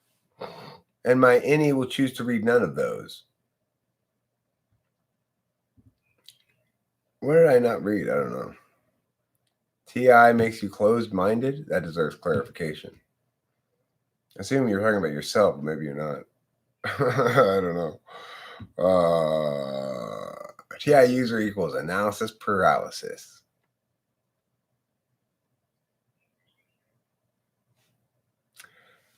Yeah, I'm gonna smoke this bowl and then I'm gonna smoke a cigarette. Chat Cloud, if this is so meaningless, why do you insist on staying here for an hour and 40 minutes? Just to heckle me? Just to explain how awful it is that we're all here because it's so meaningless? You won't change anything. You will just release your hidden anger. Well, I mean, my anger is not hidden. When I'm mad about something, I express anger. I'm not releasing hidden anger. I'm expressing anger. That's not hidden. You already told me what? Oh, right. You're learning and having fun. Am I allowed to have fun or no? Why is my motivation not okay and yours is? I like to do this. It's fun for me. I've said that many, many, many, many, many times. So why is that not okay for me? Thanks, Moose Balls. Cloud apparently, he just is here to study humanity. Why he chooses here to study humanity rather than someplace else, just random. There's no reason, just random place to study humanity. Just randomly keeps coming here.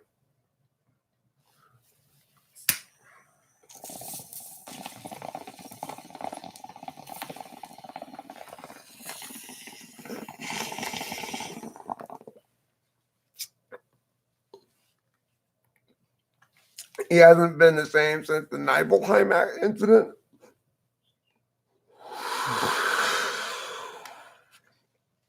I don't know what the Nibelheim incident is, but I am curious. Oof,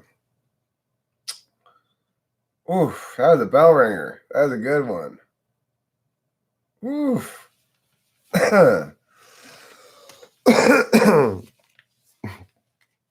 Okay, Cloud. Hey, everybody. Look, Cloud's got to go see a friend. He's proving to us how much more important things he has to do in life, you see. So, okay, we get the message, Cloud. Unlike you, we don't have friends we've got to go see right now, so, we're feeling demoralized by that fact.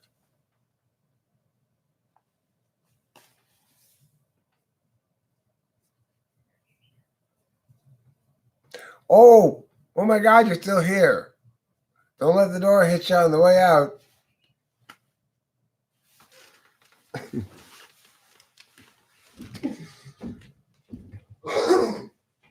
Okay, can you guys chat amongst yourselves briefly? I gotta smoke this cigarette. Thank you in advance for your understanding. So appreciated. It's more appreciated than something that I would put through an appreciation machine.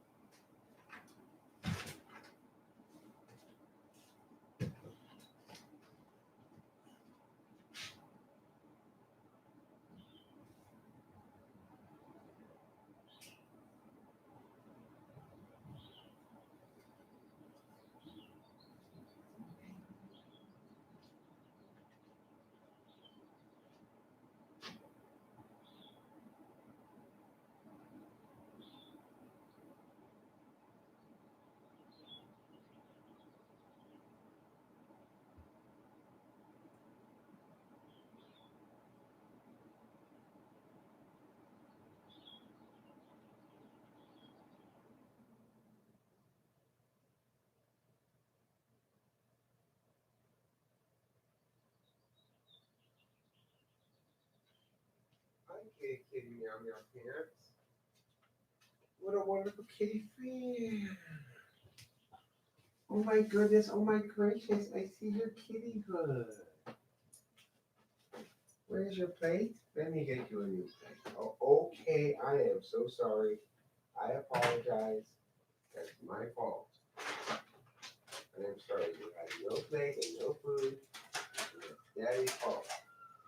Here you go. Oh, that's too much food. Well, you just munch on that for a while, kitty.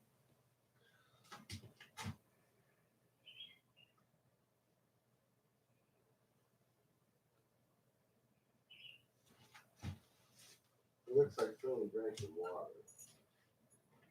Maybe I should replace the water dish with some new water. Would you like some new water? The old water seems to have gotten all drinking.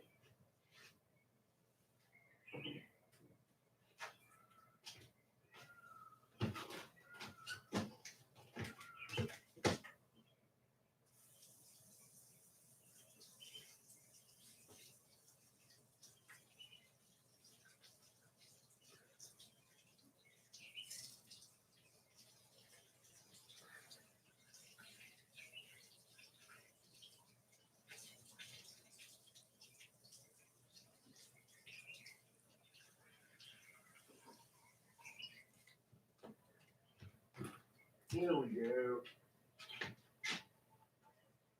Here's some new water. Replace your old water. I'm going to put some new water in this one too.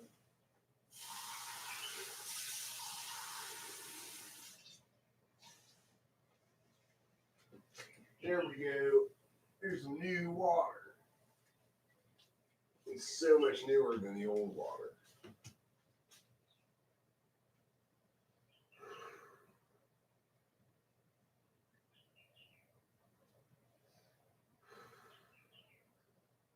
Oh, bees. Why won't you let me get your honey?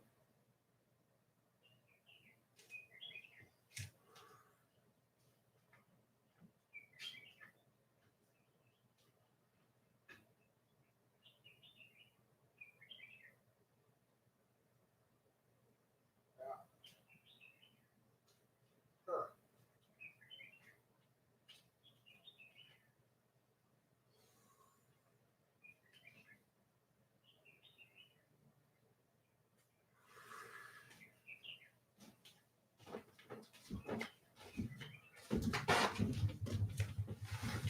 There's a whole lot of bees on that camellia bush.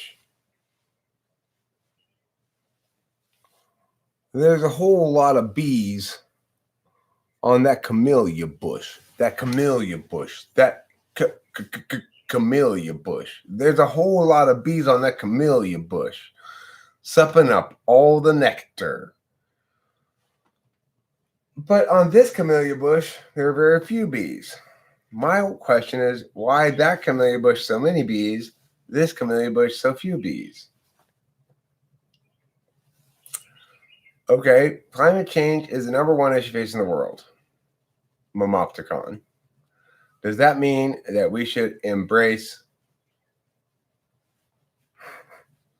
air conditioning services? I agree.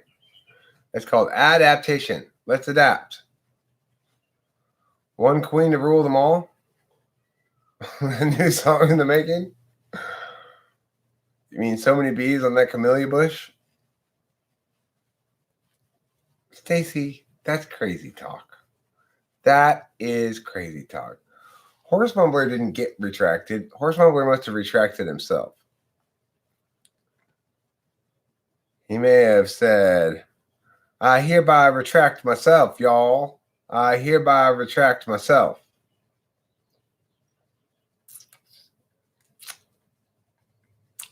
Release your hidden anger. The boomer vibes from this channel are off the charts. I'm not a boomer though. I'm Generation X, yo. I ain't no boomer. Sheesh.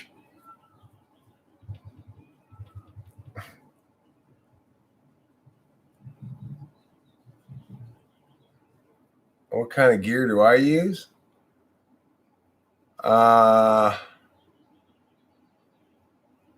have an AKG mic and a Blue mic, both of which are about $200 mics. And I'm using stereo mics, assuming it's picking up these mics from the sound card.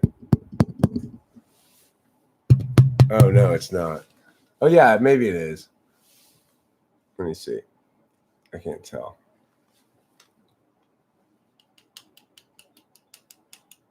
Did you hear that tapping super loud? No? Okay, it must be coming from these mics. I guess. They're not up very high, but if you are getting the good mics, then those are the mics that you're getting. Are any thoughts on any users needing novelty in order to be productive, similar to people with ADHD, the dopamine journey? Yeah, I think that basically being an ENTP is the same thing as having ADHD. In other words, there's a dopamine management problem of some sort. I think they're ferret. I am, and I think less peoples and more ferrets would be way more fun. Well, probably it would be more fun, but certain populations are in general breeding less.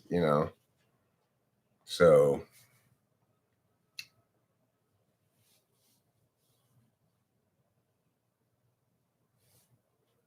Horsemonger clarifies for us the attraction.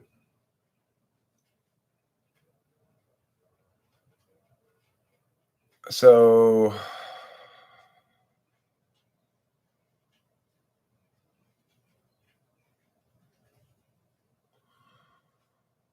I mean, the thing about autism is it is true that people with actual autism display in some ways similarly to INTJs, but I don't believe necessarily that there's as clear a link as people think that there is. Like, FE Polar causes people to be sometimes termed Asperger's, what they used to call Asperger's, which is not really a thing. It's just being INTJ. Just like ADHD is not really a thing. It's just being an ENTP.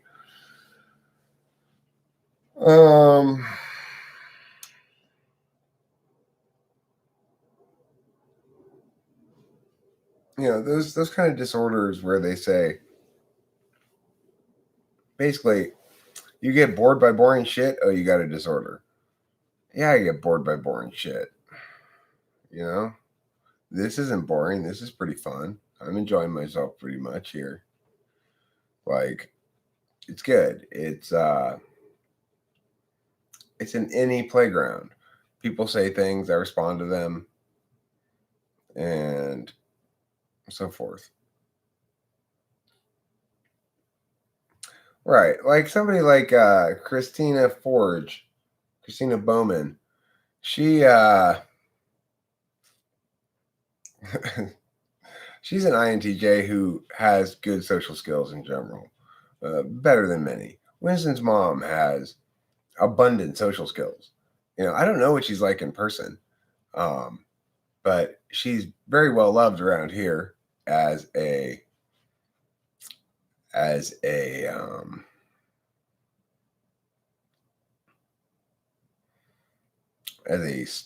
stalwart of the community. So I haven't encountered disorders as a teacher. I've encountered people with real learning disabilities, and I've encountered people of various types, and there's a difference. Like, I've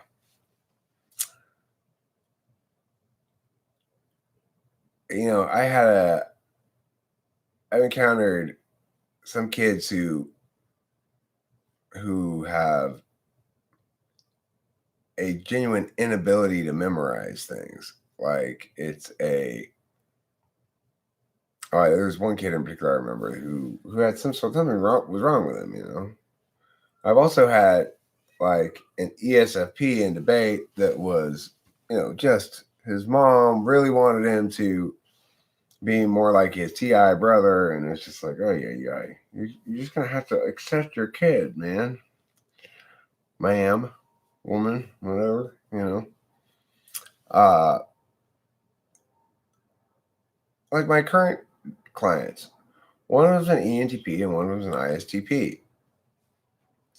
The parents want to pull their hairs out over the ISTP girl struggling to come up with things to write about in writing. And it's just like, no, she's in a polar. There's nothing wrong with your very smart and successful little girl. Just let her be. She's fine the way she is. She's an ISTP. Stop expecting her to be creative. It's just not her thing. It's like, yeah, but we have to have her be everything. No, you don't have to have her be everything. Let her be her, And it's like, well, why don't you really want to work with our daughter in debate, Eric? Well, because she's an ISTP. She's never going to be that good at it. She's not going to really like it that much.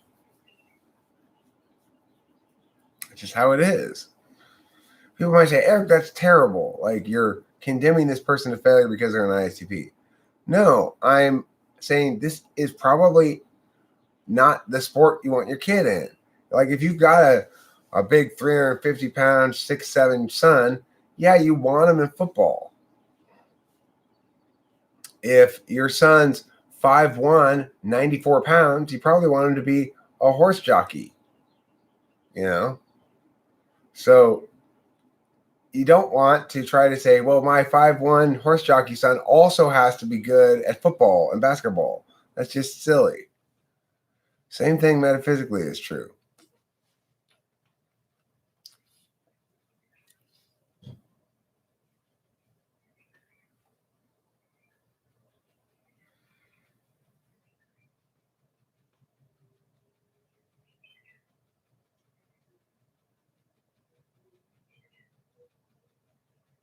Yeah, I'm probably an INTP. The other possible patterns don't seem as consistent with my subjective experiences nor my observed capabilities and social conditions. I should take that as an INTP declaration of type example. Like, here's how INTPs declare that they're INTPs.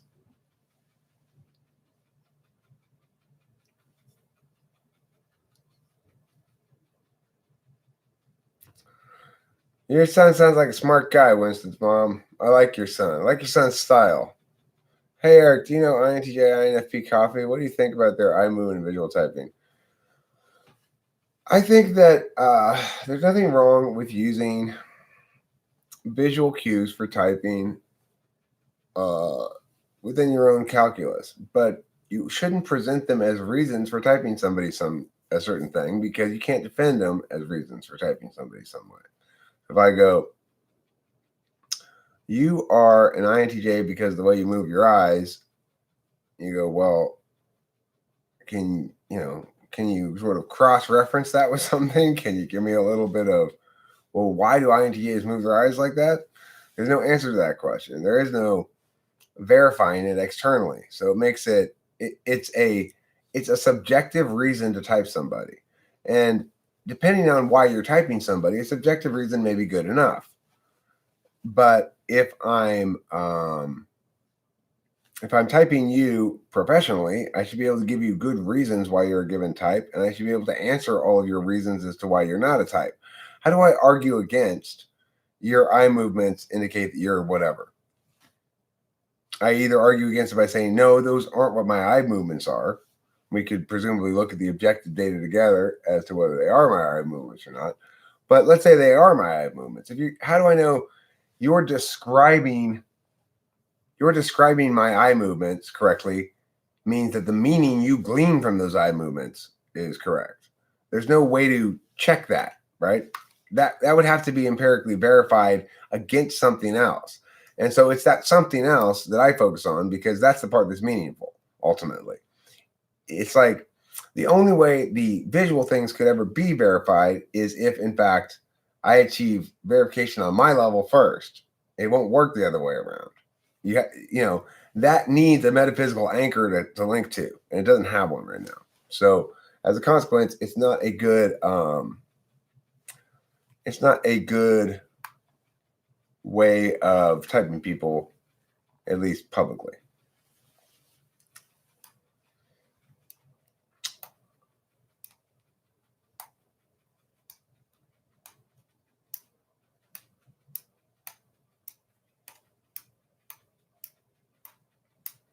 Okay, well, but the other thing is,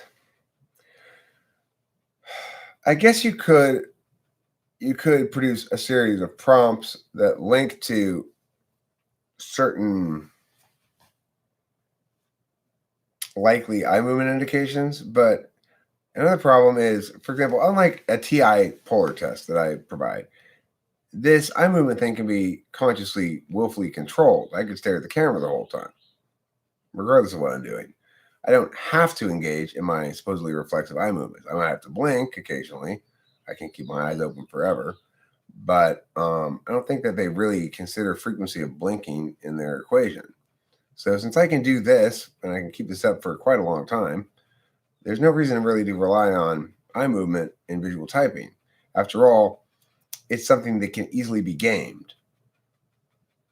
In contrast, you can't game a TI test. You either can pass it or not.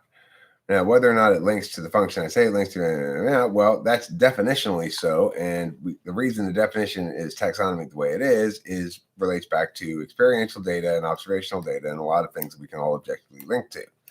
Note that in the status quo, you'd be unable to type me based on eye movement because I spent the entire last stretch of time talking directly at the camera. And while you may say that, well, most people don't do that and it's reflexive or whatnot, ultimately, if we want something that's sort of falsifiable, we need something that can't be gamed in that fashion. Now, it's theoretically possible to sort of game a TI test temporarily if you were somehow prepared in advance for the sort of questions or the exact questions, I guess. But it would be very difficult to sustain gaming that for any length of time with any kind of skilled tester. Whereas I could sustain gaming this for hours, presumably, if I really was motivated to do so. Let's see.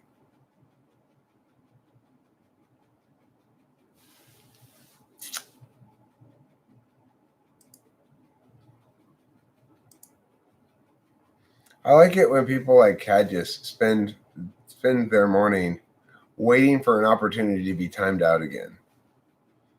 It's like, wow, you really do dance under my frame, don't you? Well, it says the honest you would simply be using an eye when staring directly at the camera. That'd be conscious use of your ignoring function. I mean, but it's not really using an eye because, as a matter of fact, I am instead controlling the frame. There's a difference between, you might choose to say, well, under this frame, it would be NI, but my doing this, instead of validating the frame, it controls the frame. Whereas if a TI example, a TI counterexample to my TI polar test, for example, would invalidate the frame or validate TI, which is different. It has a different process relationship with it. You know what I'm saying? So to say that this is NI is wrong. I'm still ideating just the same as I was before I was doing this, but I'm behaving differently. So to try to say that there's a firm link between my behavior and a type is incorrect. And if in fact you make the conclusion you do that I'm doing NI now, whereas before I'm doing NE, then you have to look at the objective data, but I'm doing exactly the same thing. It's just my eyes are different. So that would invalidate that conclusion. See what I'm saying? That's the problem with Boltology in general. It doesn't validate properly. So it's kind of useless. You can use it subjectively for your own purposes. If you're only going to type somebody for your own subjective purposes, there's nothing wrong with using a subjective approach. I am still here, but I think what I'm going to do is probably wrap this up about now. And then I would like to hopefully call you, Rachel, and chat with you for a bit. Okay, well, because I'm being more purposed in my conversation. So anytime that I'm taking on a particular narrative arc for an extended period of time, then I'm going to operate within the frame of that narrative arc. Now, if I were, in fact, my normal self, I'd be more readily distracted. But just because I'm taking on a given frame or narrative arc for a given stretch of time doesn't mean I'm exercising NI. I mean, after all, there's NI littered throughout all kinds of little things. You know, it's like it just doesn't work like that. So my argument stands. You know, it's like you can't have your cake and eat it too. It is potentially a good subjective typology approach. In other words, for your own subjective purposes, you may have discovered that this subjectively, through my own observations, is a strong correlate to other objective verifiable metrics. But if it's not a strong correlate, and your judgment as to whether or not it is a strong correlate is going to depend on your cognitive function stack as well. With TI as a tool function, my judgment on that kind of thing is quite good.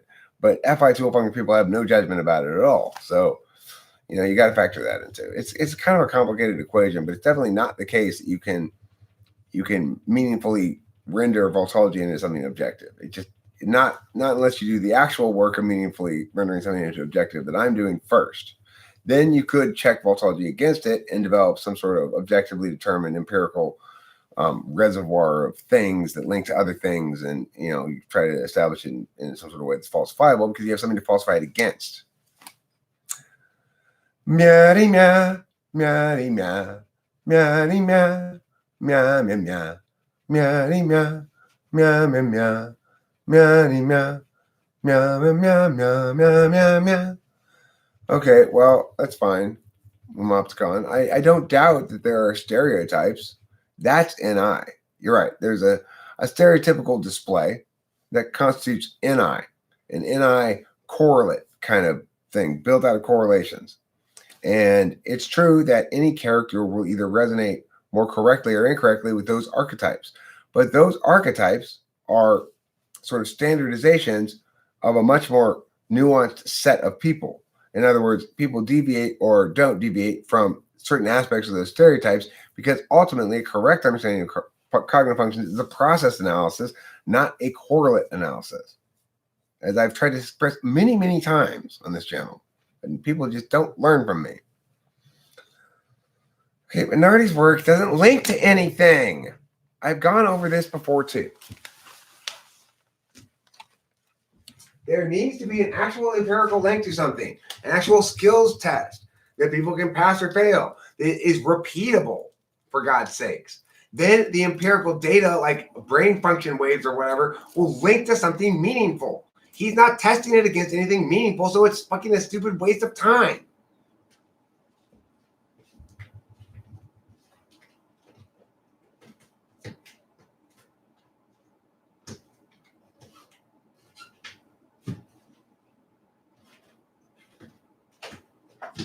Like, people don't understand the fucking concept of falsifiability.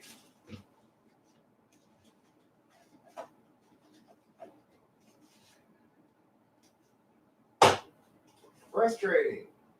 I'm frustrated. You hear my frustration?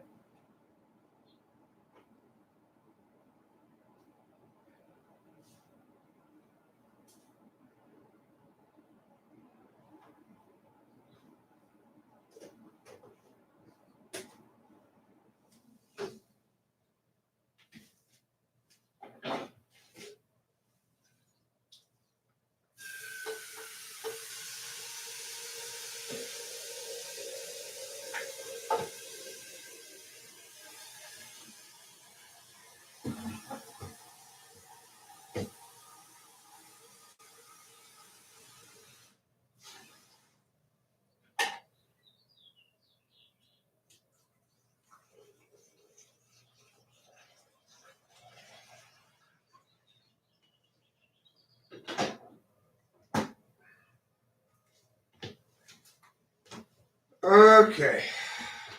So anyway, I'm going to wrap up this live stream. I want to call Rachel, and I want to meow the meow with Rachel, just sort of like, hi, Rachel, let's have some FI feelings and stuff. Let's have a little warmth and mush. I want the stuffing that's made inside the turkey. I don't want the stuffing that's made separately from the turkey. My micro expression right now says, I want stuffing. When you say that's what this says?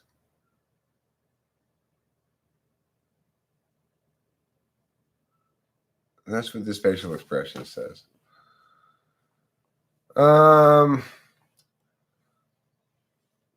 Goodbye, everybody. Good night. And don't forget to eat plenty of cheese.